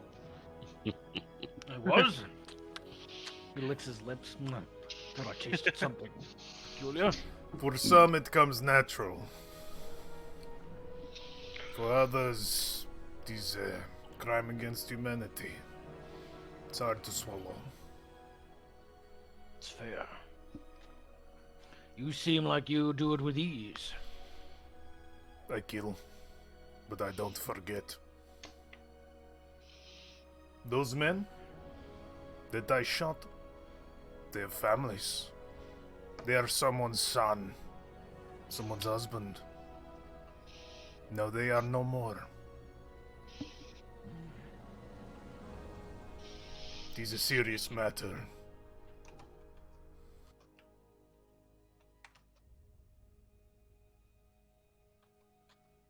Well, luckily for our party, nothing will happen as they make their way with the survivors of this battle back to Vogler. It's a stark contrast to when you left merely hours ago. The parade of excited people leaving Vogler now replaced by the death march of those who have been harrowed by the massacre they had to witness, with only a handful of the men returning that had left to partake in a yearly festival. It's when you make your way past the fish gate that you see Becklin waiting for all of you.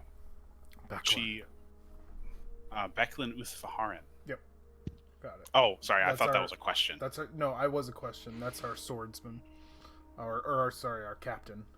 Older lady. Older woman, she runs, yeah. she's Yes. a knight, yeah. Yes. She approaches your group, her armor also stained with blood, and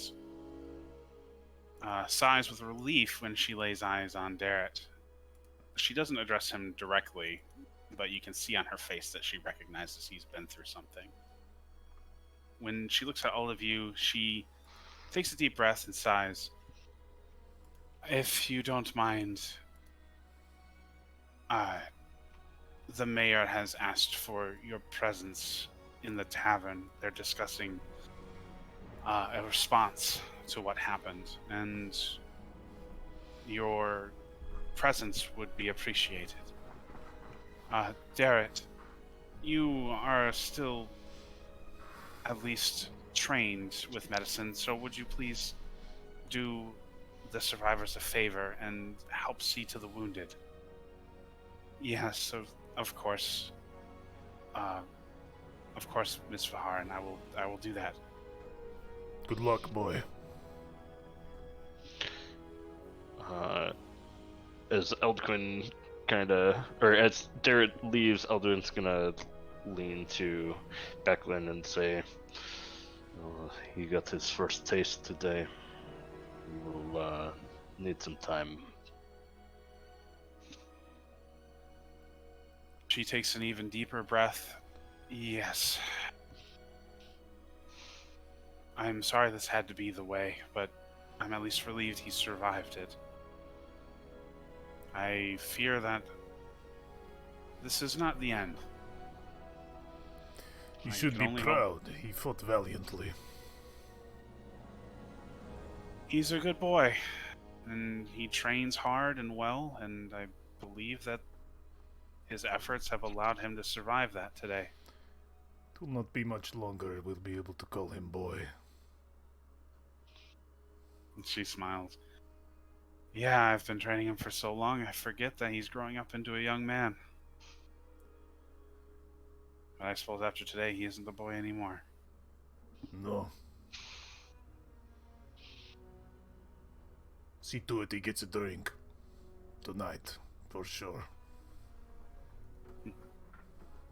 If he has a taste for it. Anyways, I am needed back at the inn. If you can please stop by. I'm sure your advice would be appreciated. I know the mayor's a little bit out of her depth. They At will least follow in you. matters such as this. If you wish. Come. Our party will accompany Becklin back to the Brass Crab. When you step inside, you see that the tables had been arrayed with what would have been a feast for those returning to celebrate their victory in the mock battle and to continue the festivities of the festival into the night. All of this has been pushed to the edges of the walls and a large table cleared in the center of the inn. Yalma, the proprietress, is nervously putting away food and provisions as she listens to Cudgel and Raven arguing at the table. You join this moment as Cudgel is banging the desk with her fist. I need to figure out what's happening at my camp. As soon as you permit me, I am going to ask that man what the fuck has happened to my men and who the hell is still allied with that monster. I understand your frustration, Cudgel, but you will understand that I don't think I can let you speak to him when you are in this state. He was wounded in the battle and he hasn't even been seen to yet. I'm worried you might do something you'll regret. Oh, there will be no regret, Raven. That man will hang for what he has done, but he will squeal like a pig before he meets the noose. They turn as they hear your party approaching. Becklin sighs. Cudgel, you have earned your namesake yet again. You need to practice temperance. A blade is tempered in the heat, but it melts by it easily enough if you get too angry. She grumbles in response. Raven turns to your group, and she smiles weakly. Thank you all for answering my summons. The people here are the most qualified I have in town, and I am not entirely sure how to proceed after something such as this. Cudgel assures me that this was unintended and a betrayal of her men, and I guess at this point we're trying to figure out if the rest of her men can be trusted and what to do moving forward.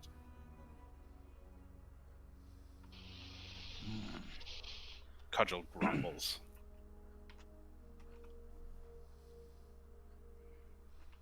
Well, Becklin says, Raven does have the right of it. We should interrogate that captive.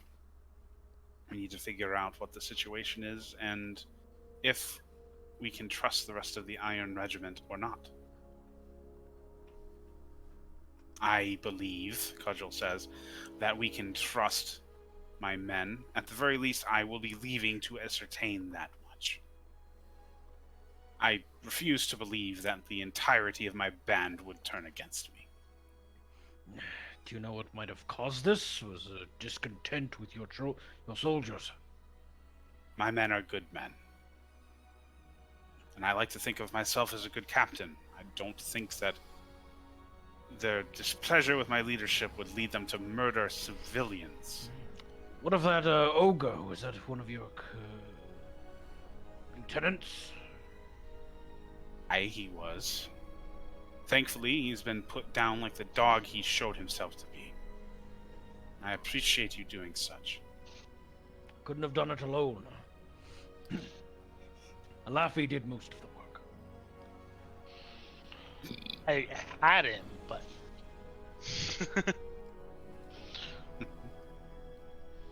Didn't expect his skull to be that soft. It's not my fault. Any way you would know why your men would turn traitor? No. I truly have no idea.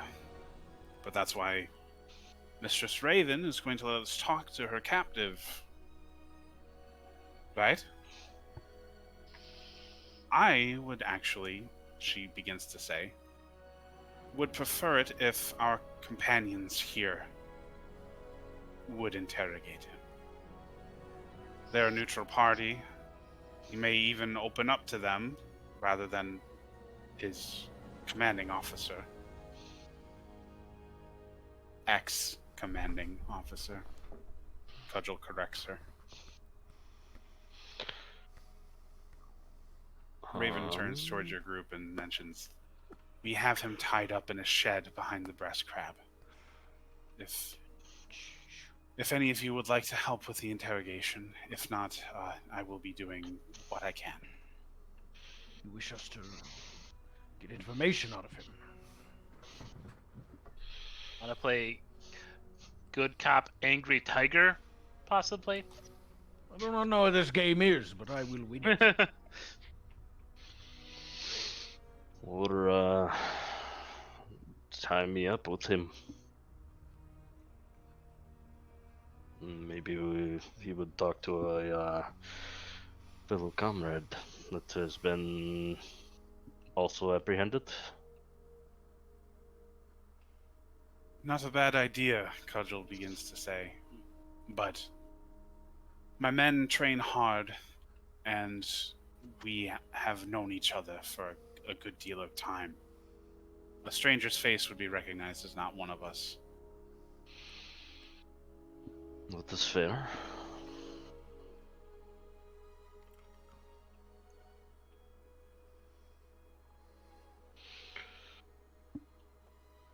Nimoy, you seem stoic. Could you intimidate him? Perhaps coerce him into telling us something.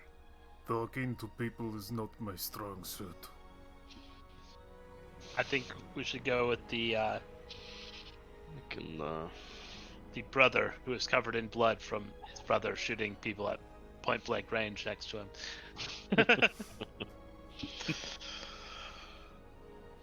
I can talk to him. But what are their goals to learn from them? Specifically, we want to know, of course, why this happened. We also want who else is involved and who can be trusted out of your band, correct?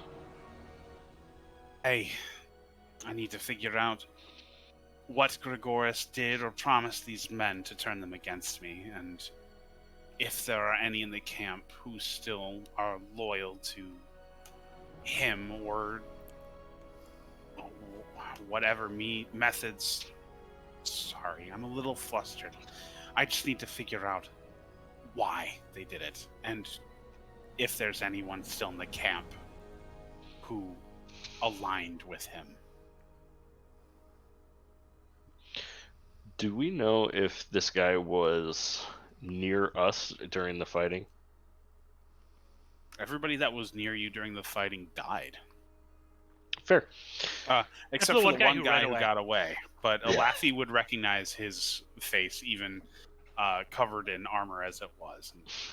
And, we'll be sure to identify whether or not that's the same guy when we get there. Okay.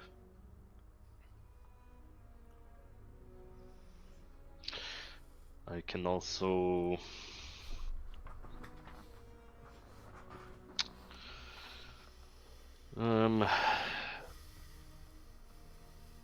if you give me some space, I will not hurt him. But I may be able to do some convincing. Well, as I told Cudgel, Raven begins, you can use whatever coercion you like, but I am not going to allow any torture or violence in my town. No, mine will only involve a clever tongue.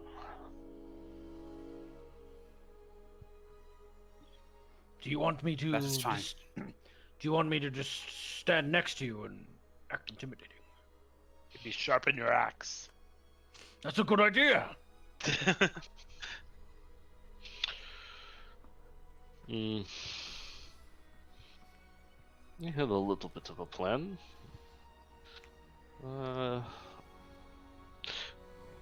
If someone else would like to ask questions before me, I will enter after you all.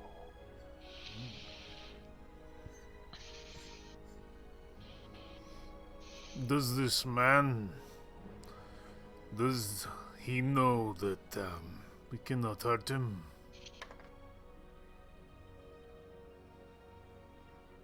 We haven't spoken to him in any capacity yet, Raven says. Turn to Cudgel. Do your men know the laws of this village? Or are they ignorant? There is no law against torture, Cudgel says. These stipulations are set by Maven. Hmm. He has no reason to think that he can't be hurt. This is leverage. Should be used. All right. What was the name of the large man that was leading them? Cudgel turns her head to spit and thinks better of it as Ysel looks at her over the counter with a pleading face. Gregoris was his name. And do you know if Gregoris answered to anyone other than you? He was my lieutenant. There was no one higher in rank than him. Than I.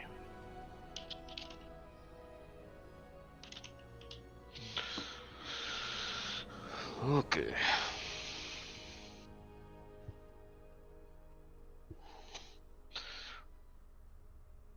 Well, somebody else wants to answer a few questions. It doesn't matter how accurate that information becomes. I will enter after and bluff some authority. I will stay here since my services are not needed. Very well. Alafi, come with me. All right. Ooh, We shall does ask Quinn him. know minor illusion? No. Okay, never mind. We shall ask him a bunch of nonsensical questions to frighten and confuse him. Then, Elquin will come in. He's a more moderate, reasonable individual. Do not make them nonsense questions. Ask the questions we want to know. If he says it's easily, great. If it does not, that is where my gambit will come in. All right. Who's the tavern keeper? Ysel? Esau. Yeah, because I interacted with him before. I asked for a drink. I can get you something to drink. What do you have? What do you got? Well, whatever you want to scrounge. She motions to the tables that have been arrayed with the feast, turned to the edge of the room. Or I can get you something fresh. Wine, beer, water. Some coin on the table. A beer. Yeah, she pours you a draft. How many? How As- many coins? Oh, just a silver piece. Cool. As we're approaching this shed, I am talking louder than is absolutely necessary, I am And- too, yes. and talking about how, no, you can't eat his arms. I want to eat them. We need those so we can sign the confession. I'll get his arms, I want his feet. I would like to ask Cudgel before getting started on this. Do you know where this man is from?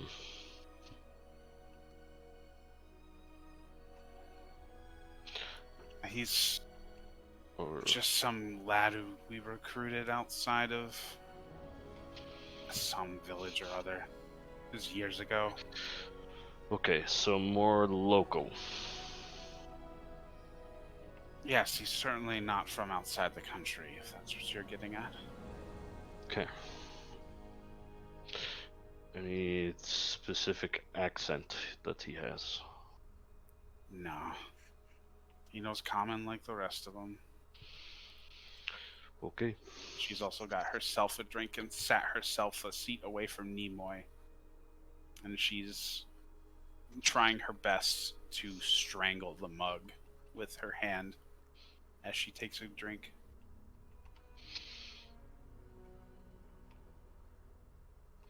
I cannot come, so I wish you luck. I imagine you will have time for some retribution. She grunts as she takes a sip. And Aldgunk will kind of start walking out of the room. Alright. It won't take long to catch up to the rest of your group, which is also accompanied by Becklin and Raven. When all of you get to the shed, it is literally just a garden shed. It is relatively finely well. It is a well-maintained shed that has been used to store farm equipment up until recently. When the door is open, you see that it still, in fact, houses farm equipment, but also a man. He has been tied up and gagged. He looks to the assembly before him with a scowling expression on his face. He still wears his uniform. No one has stripped him of it. I will be outside, not with them yet, Okay. but close enough to hear. Yeah, it's just Olafi and Thrag, right? With Becklin and Raven there as well. Becklin will step in and remove the man's gag, and then turn her gaze towards Olafi.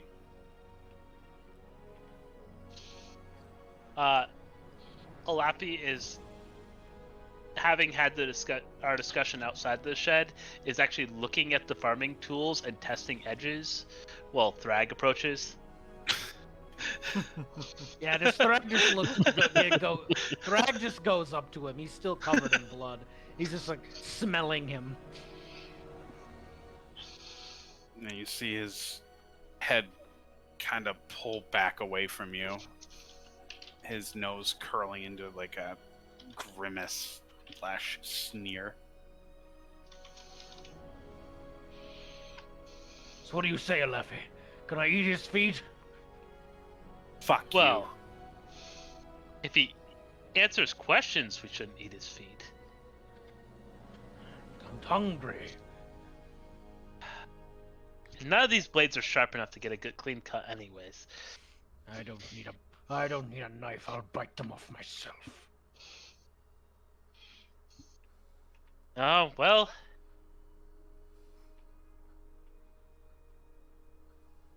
There was another conversation where I whisper, "You have to hold me back. You have to pretend you're holding me back."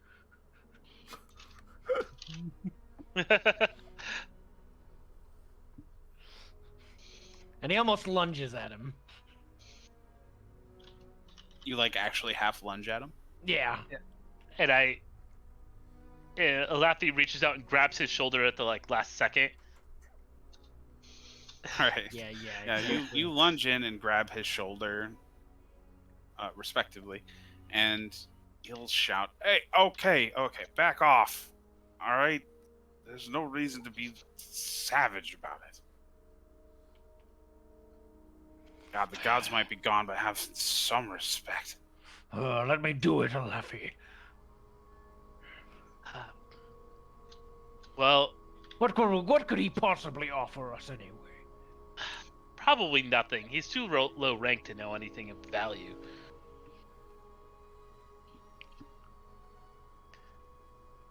So he's a peon then. Helpless So- and pathetic. So he wouldn't know. I doubt he even knows anyone except for the group that came out. He couldn't tell us any of that information. Probably right. What do you want from me?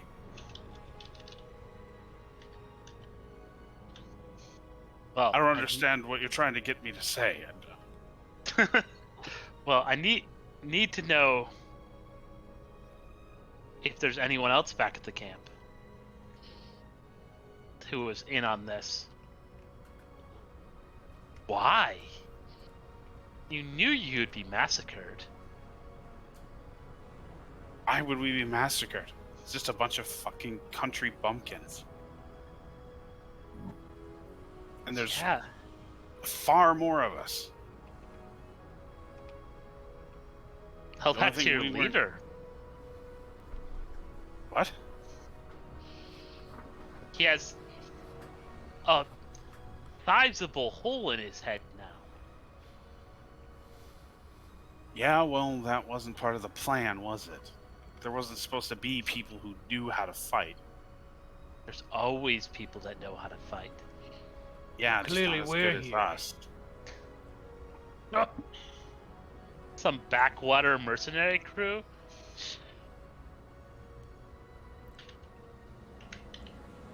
Probably not even paid enough. Is that what happened? Did he bribe? Did you get bribed to do this? Yeah, we all got paid to do this. What did you get paid in? Potatoes? No, we got paid a prince's sum. Princess son.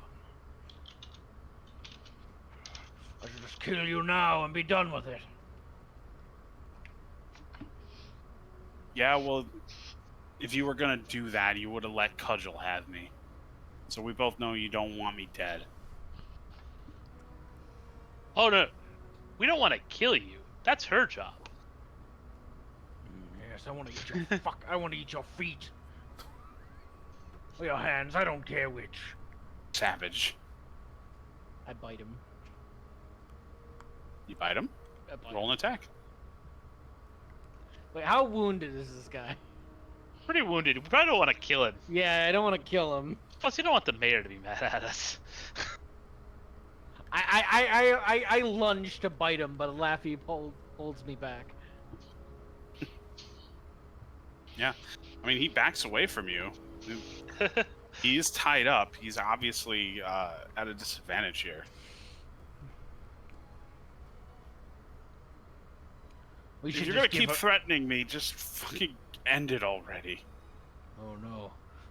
Cudgel has plans for you. At this point, I'm gonna walk in and look at Alafi and Thrag and say, I need to speak to this man. Yes, I need sir. you to leave. But we're in charge here. I elbow Thrag and go, "Yes, sir," and then walk out. Fine. He fakes indignation and salutes and leaves in a huff. So, while they were talking, Eltquin would have been cleaning himself up a little bit and making sure there wasn't like obvious blood that he took place in this fight. And while they're walking away, he is going to cast a message towards this guy, and so that only he can hear it, he will say, "Go along with this. Gregoris hired me."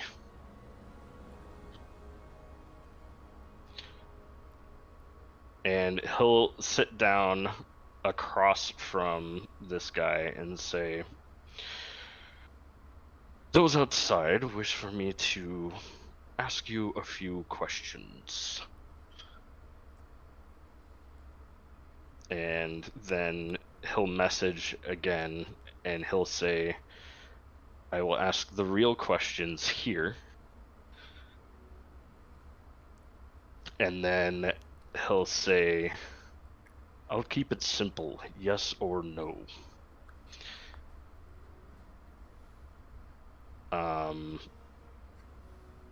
And so he'll, in the message, ask him, had Gregoris told you what the next step of the plan was?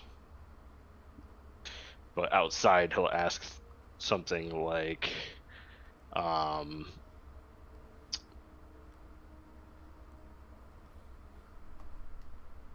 did you know this was going to happen ahead of time? Something like a simple question like this. All right. Give me, before I answer, a deception check. Ooh. Dirty 20. Okay. So you're wanting him to answer what in actual speech? Just yes or no questions in actual speech, or? Yeah. So to try to keep it simple for him, he's gonna ask a question out loud.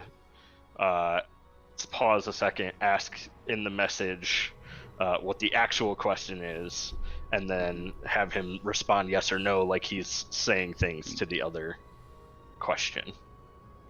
Okay.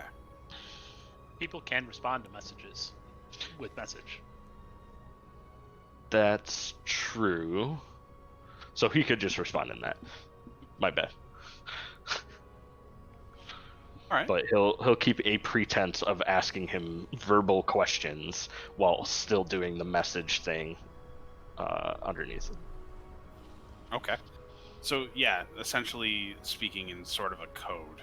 Yes. So we'll focus in on the interior questions. Okay. So what are you asking him first? Did Gregoris let you in on the next part of the plan?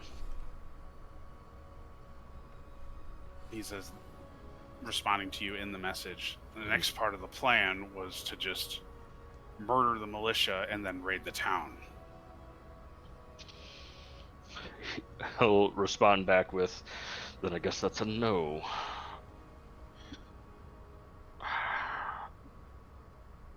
Gregoris didn't tell me Cudgel would be a problem by this point.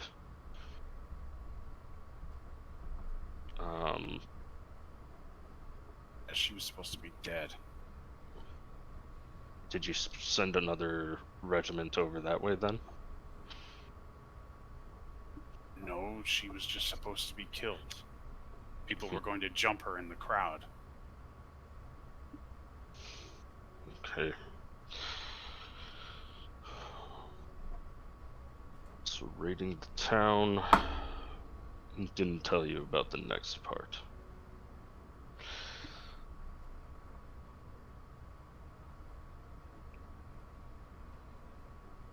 How many do you think have made it back out that we could still use? I didn't see how many of us got away. There's not that many of us in camp either.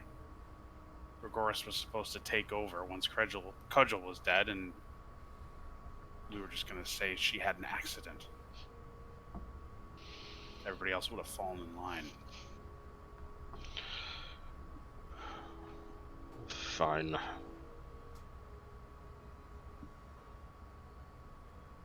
I will do what I can to salvage this. Be prepared for an escape tonight. And then he'll end the exterior conversation and leave. Okay. Yeah, he nods knowingly at you and doesn't say anything else.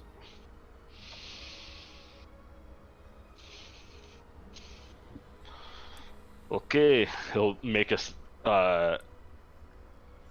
a pointed change to his accent coming out of the room back to what he and Nimoy are normally speaking, and he'll say, "Okay, I couldn't get much out of him, so maybe we go back to the town for now, see what we can do from there."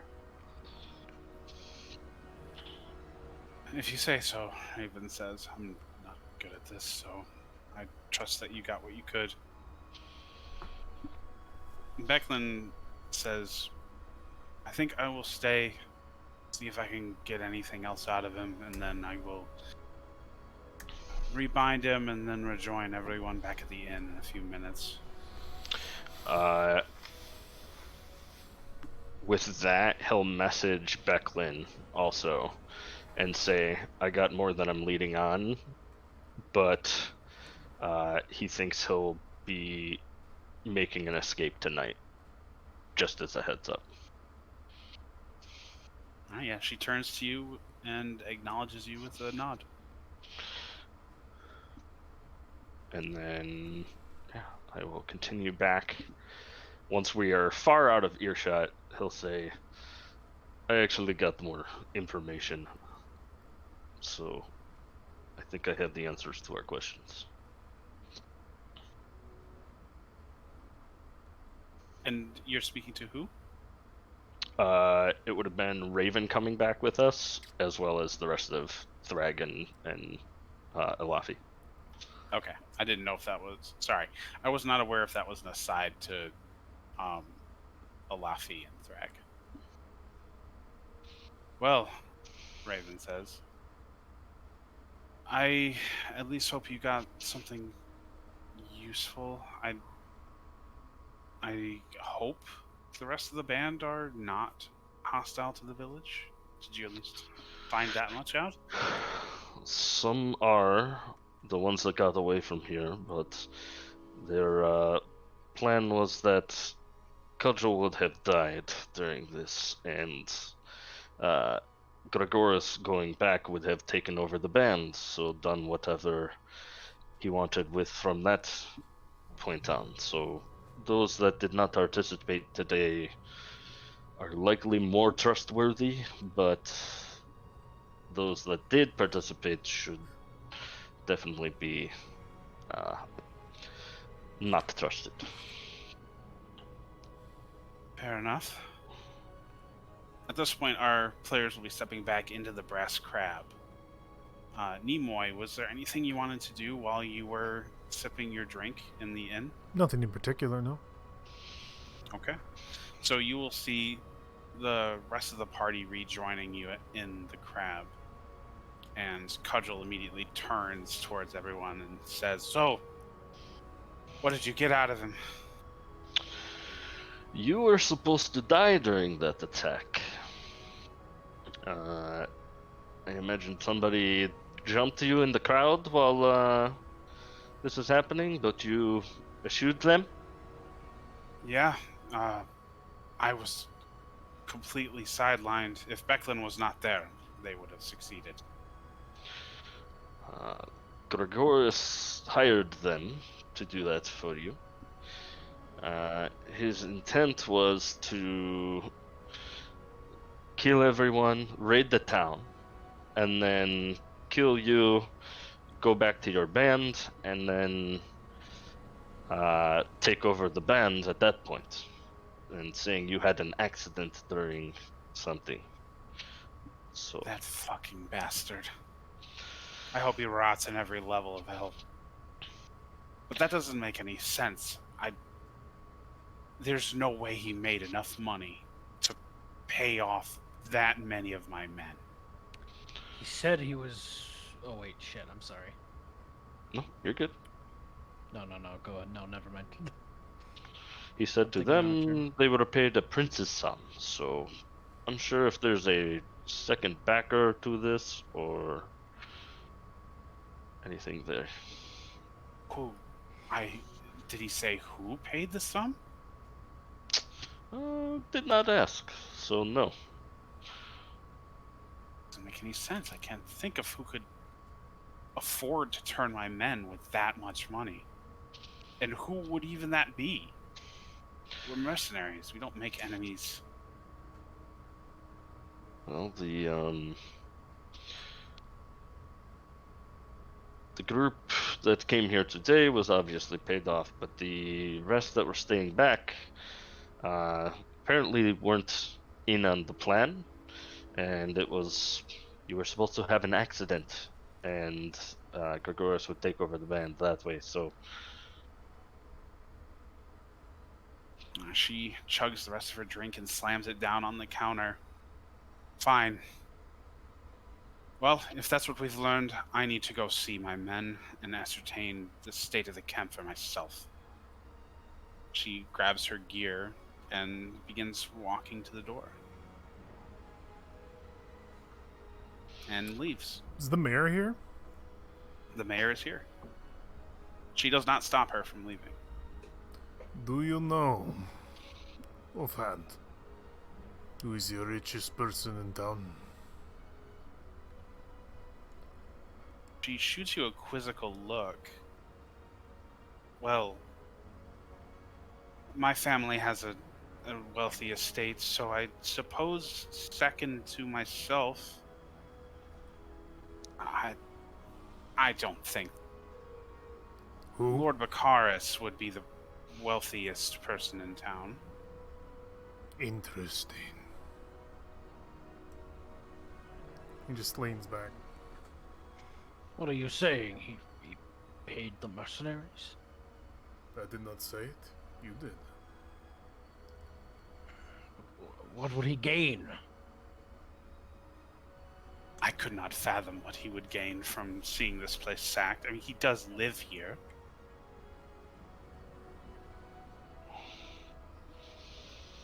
Sure. He does. Who's to say if you do not pay a princely sum, that you have your home overlooked? Perhaps a deal put in place. We're Power. also the weird monsters. how far away is the shed from the town, or from the town center? Oh, it's outside the tavern in an adjacent house's backyard. So it's like a 3-minute walk. Okay. Just thinking, message has 120-foot range. That would be beyond 120. Okay. I can try to ask one more question, but it may not hold up for as long, to see where this money came from, or see if he knows. Yeah, who is the rich man again? Bulgari, you say? Baccharis. Biccaris. Goddess. Ask him if Biccaris gave him his money yet. Tell him you received yours. I may have an answer to that, Becklin says as she steps in from outside of the crab. I asked him. She sits down at the counter. Where's Cudgel? She took off to go back to her band. Fiery temper Secure as her band. always. Could we perhaps stop her from doing that? It could be dangerous. You're welcome to run after her, but It's a free woman. judging from... She can certainly look after herself, especially if she's expecting a fight. But it apparently is beyond our mercenaries' knowledge who paid off Gregoris. And if his word is to be believed, not even Gregoris knew who he was being paid by. The figure was described as a shadowy individual on a horse wearing a cloak. But apparently the money was substantial. I think your highest suspect is, this Precarious, whoever. Sorry, I cannot remember the name. Baccharis. Raven pipes in. I won't remember.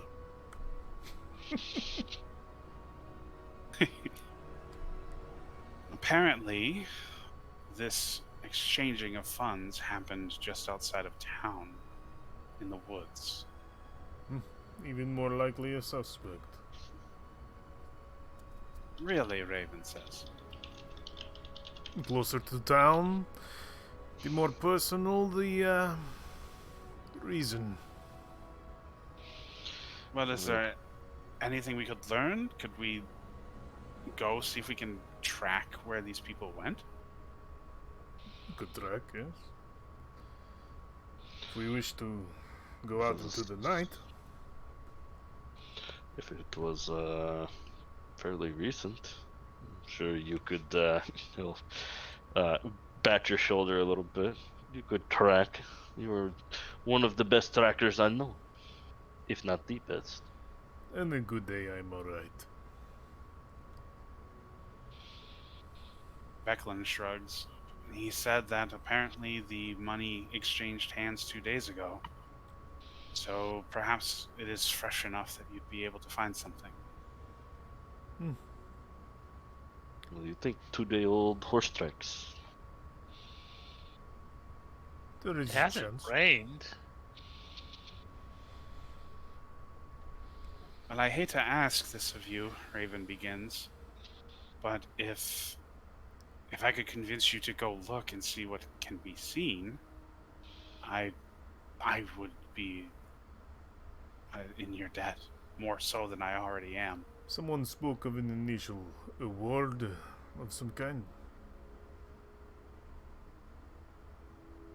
Award? Reward? A reward. Yes. Obviously, I still owe you for being a judge, but I'd be happy to compensate you both for helping my people and seeing if you can find out who this benefactor was. You owe me nothing for the judge. I did not get to do the job. So you call foul on at least one person. The killing. I will take money for.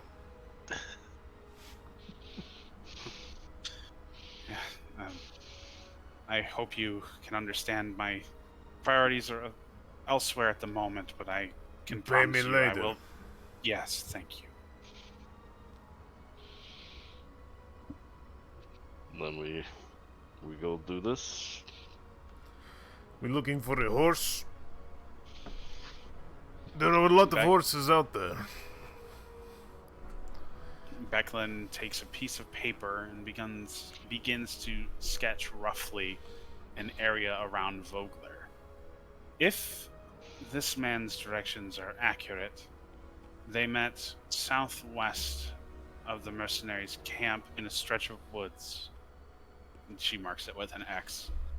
I'll pull If the the paper trail over. is to be picked up, it's going to be there. Hmm. She hands it to you. Yeah, I keep it on the table. Just pull it over and look. It is an actual place, so yeah. We could go. I will double check, and then I will be back to accompany you. Okay? You're stepping away. Just to go double check with him. He currently trusts me, so He- I will use this. Takes the map paper and pushes it into your chest. They already memorize. You find us. Okay. Oldquin's gonna go back towards the shed, just to where he's within range of message, and he's gonna point towards that guy and cast again and say, "You told them a drop point. Was this the actual point?" There's a brief delay, and you hear the message return. Yeah, that's where Gregoris said he met with the dude. I wasn't there. But he said he was a huge hulking guy on a horse. So, Okay, I was just trying to make sure we weren't sending them towards the rest of our band. And then he'll go back to the group and say, double checked, it's the correct place. He said it was a hulking guy on a horse, so... Oh, good. You weren't long. We were just leaving. Give me my map back. What happened to memorization? I lied. I only half memorized it. I was going to guess.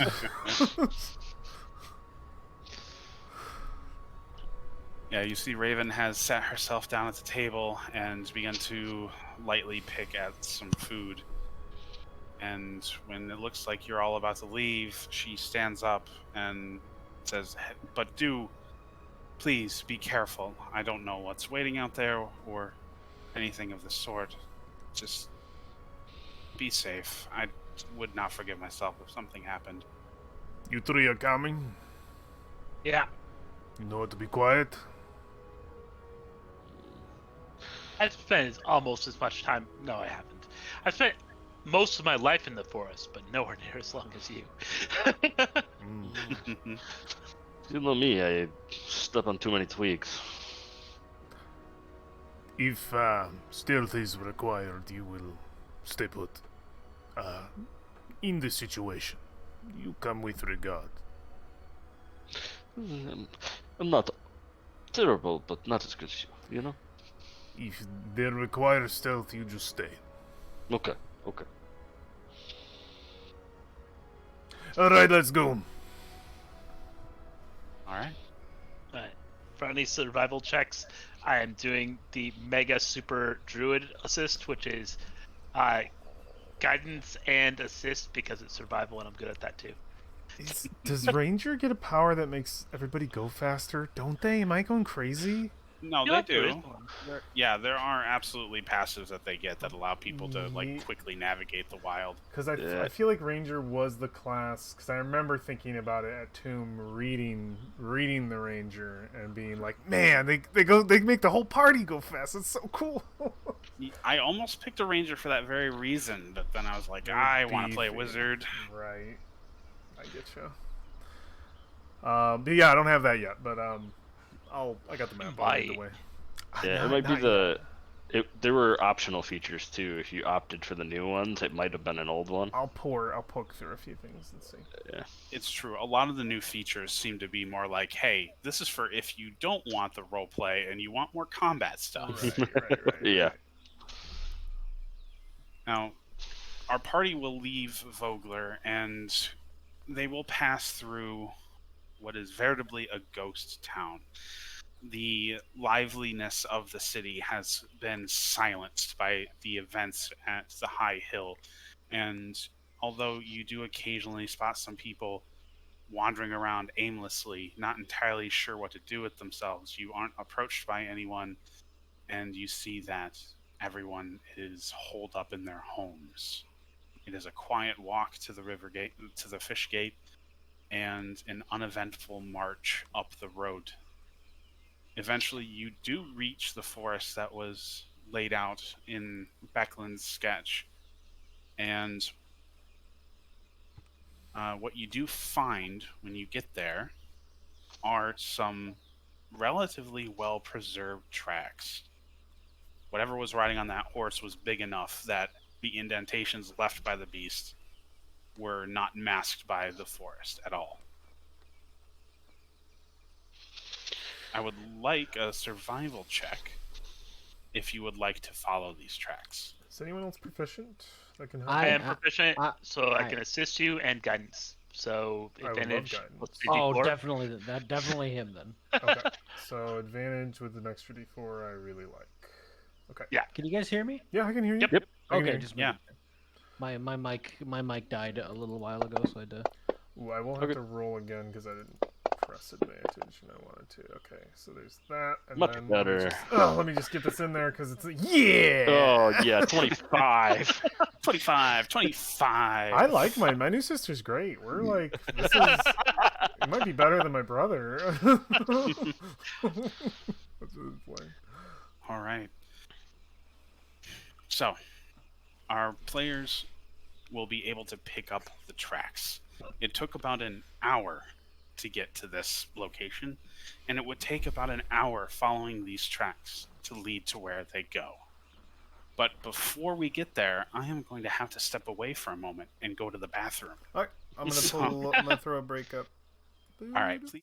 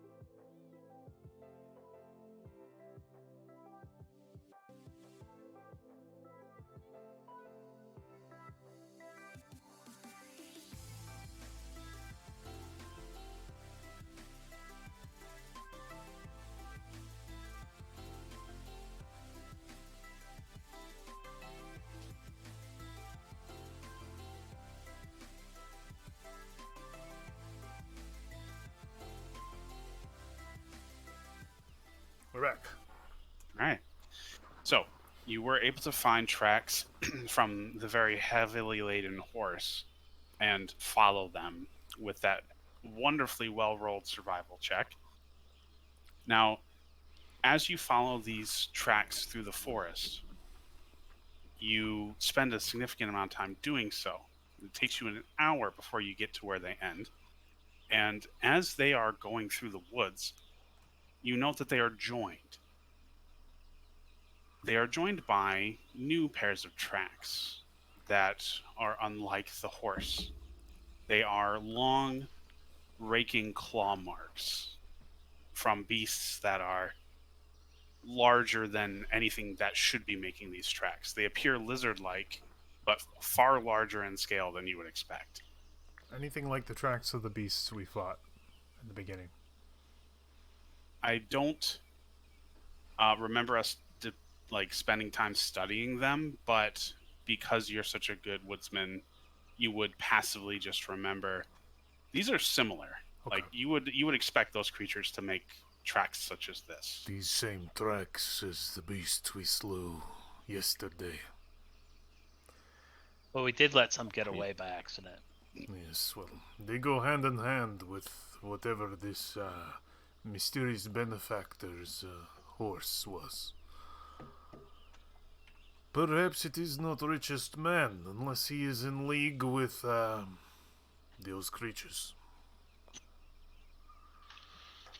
Do we continue following, or are we, No reason to Yeah. stop now, brother, unless we want to not find out anything. then we continue? Continue we do. I Batman my cape. All right. And following the tracks do, in fact, give us something. You follow them through the woods, which eventually gives way to a ledge overlooking a shallow valley. As you approach this ledge, you take note of the sky. The sun has begun to set, and night has begun to fall on this tragic day. When you crest the edge, you see in the distance dozens of low fires illuminating hundreds of red tents. Among them move patrols of shadowy, human-like figures. A quick glance over the assembly before you leads you to surmise that you're staring at a camp numbering in the thousands of soldiers. An entire army lays encamped in this shallow valley. Even from here, the regular patrols at its edge, you can see the humanoid hulking figures of the creatures that you fought on your way to Vogler. This is an entire army. This is an invasion. Does anybody see banners? What are their colors? Who do they stand under? Give me a perception check. I'll make one. If everybody else wants to make one. Yeah, I'll make a perception check. My eyes are old. I will guidance my own perception check. Why not? More observant people.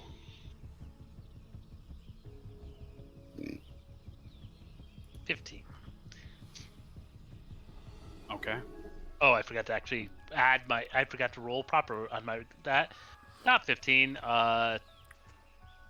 20. Well, it's much better than 15. So I see our party is relatively perceptive as they scan this assembled force. And even Nimoy can make out the symbology blazoned proudly across the tents and banners of this assembly. You see a familiar symbol. 5 claws arrayed in a circle, emblazoned with different colors. You have seen this before on the armband retrieved from one of the lizard men on your way to Vogler, the ones that had attacked the caravan of Solemnic Knights. Did we roll history checks to see if we knew that originally? We did. Tachesis. I believe. Yes, this is the symbol of Takesis, the dragon, an evil dragon god.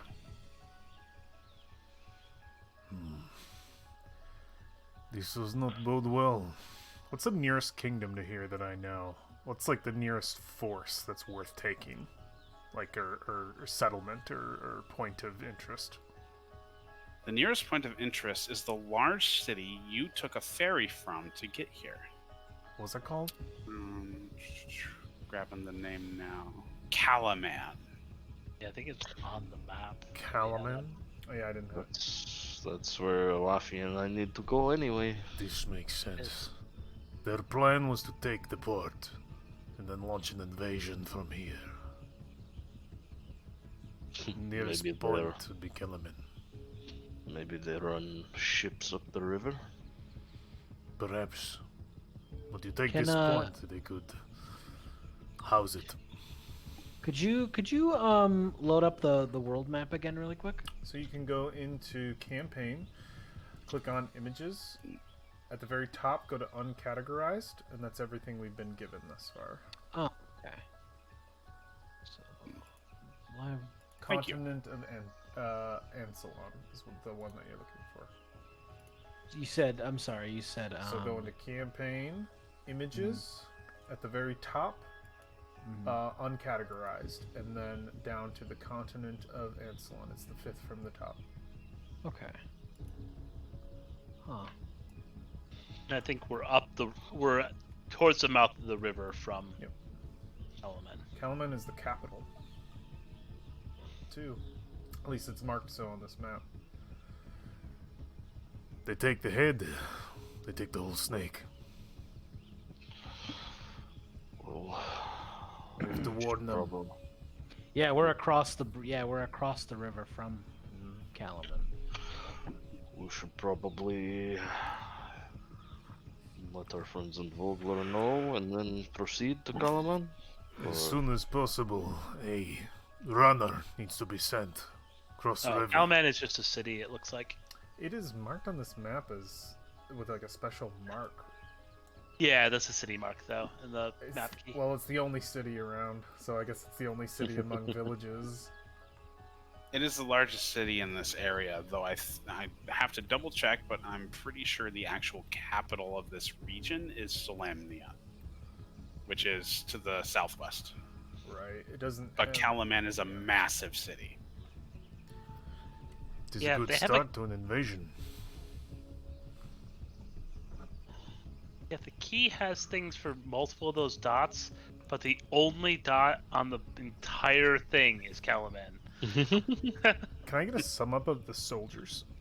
Like the counts? Like you were saying thousands. Is there any chance it's easy enough to make a round guess?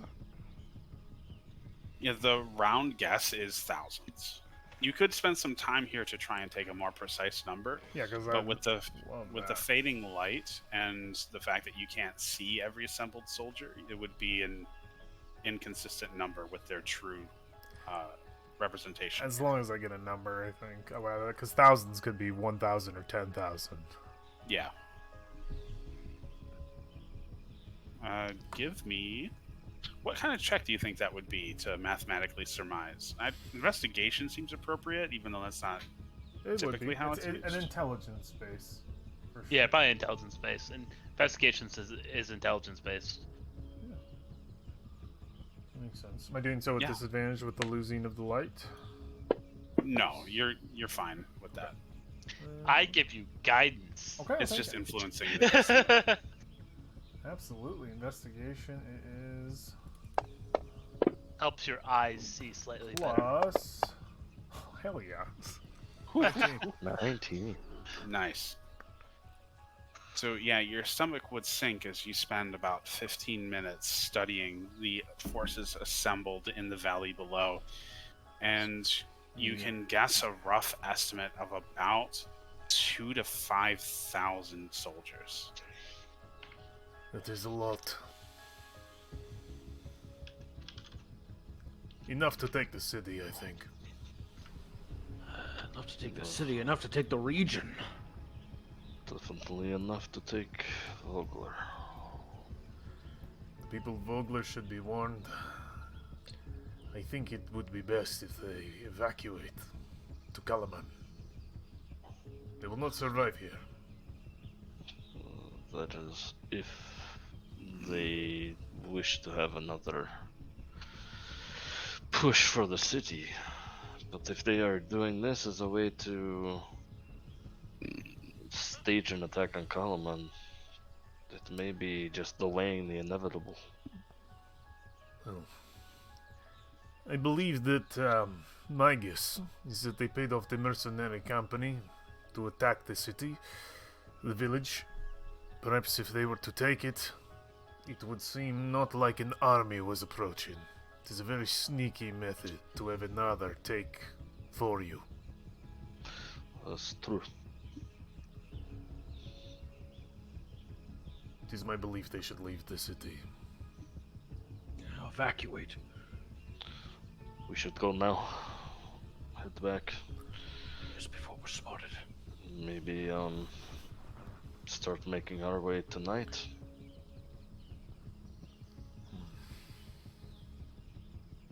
Alright, let's go. Nemo is like looking down the tent, like thinking for a moment, but he thinks better and he leaves with the party. Man, you set on fire one of those tents, that spreads. Cause a little bit of chaos for them, but no, it's fine. A fair point. But we will see our party slink back from the edge of the cliff and descend back into the forest, perhaps relieved for the cover that it offers, as we speedily and quickly sneak back to Vogler. And you will not run across anything on your way back to town. And we will leave our session tonight with our players descending the road, seeing the open fish gates waiting for them. It's heating up, and the boys. quiet town below. It's heating up. We should probably close those gates. Yeah, for the first time ever, those gates should probably be closed. Ooh boy.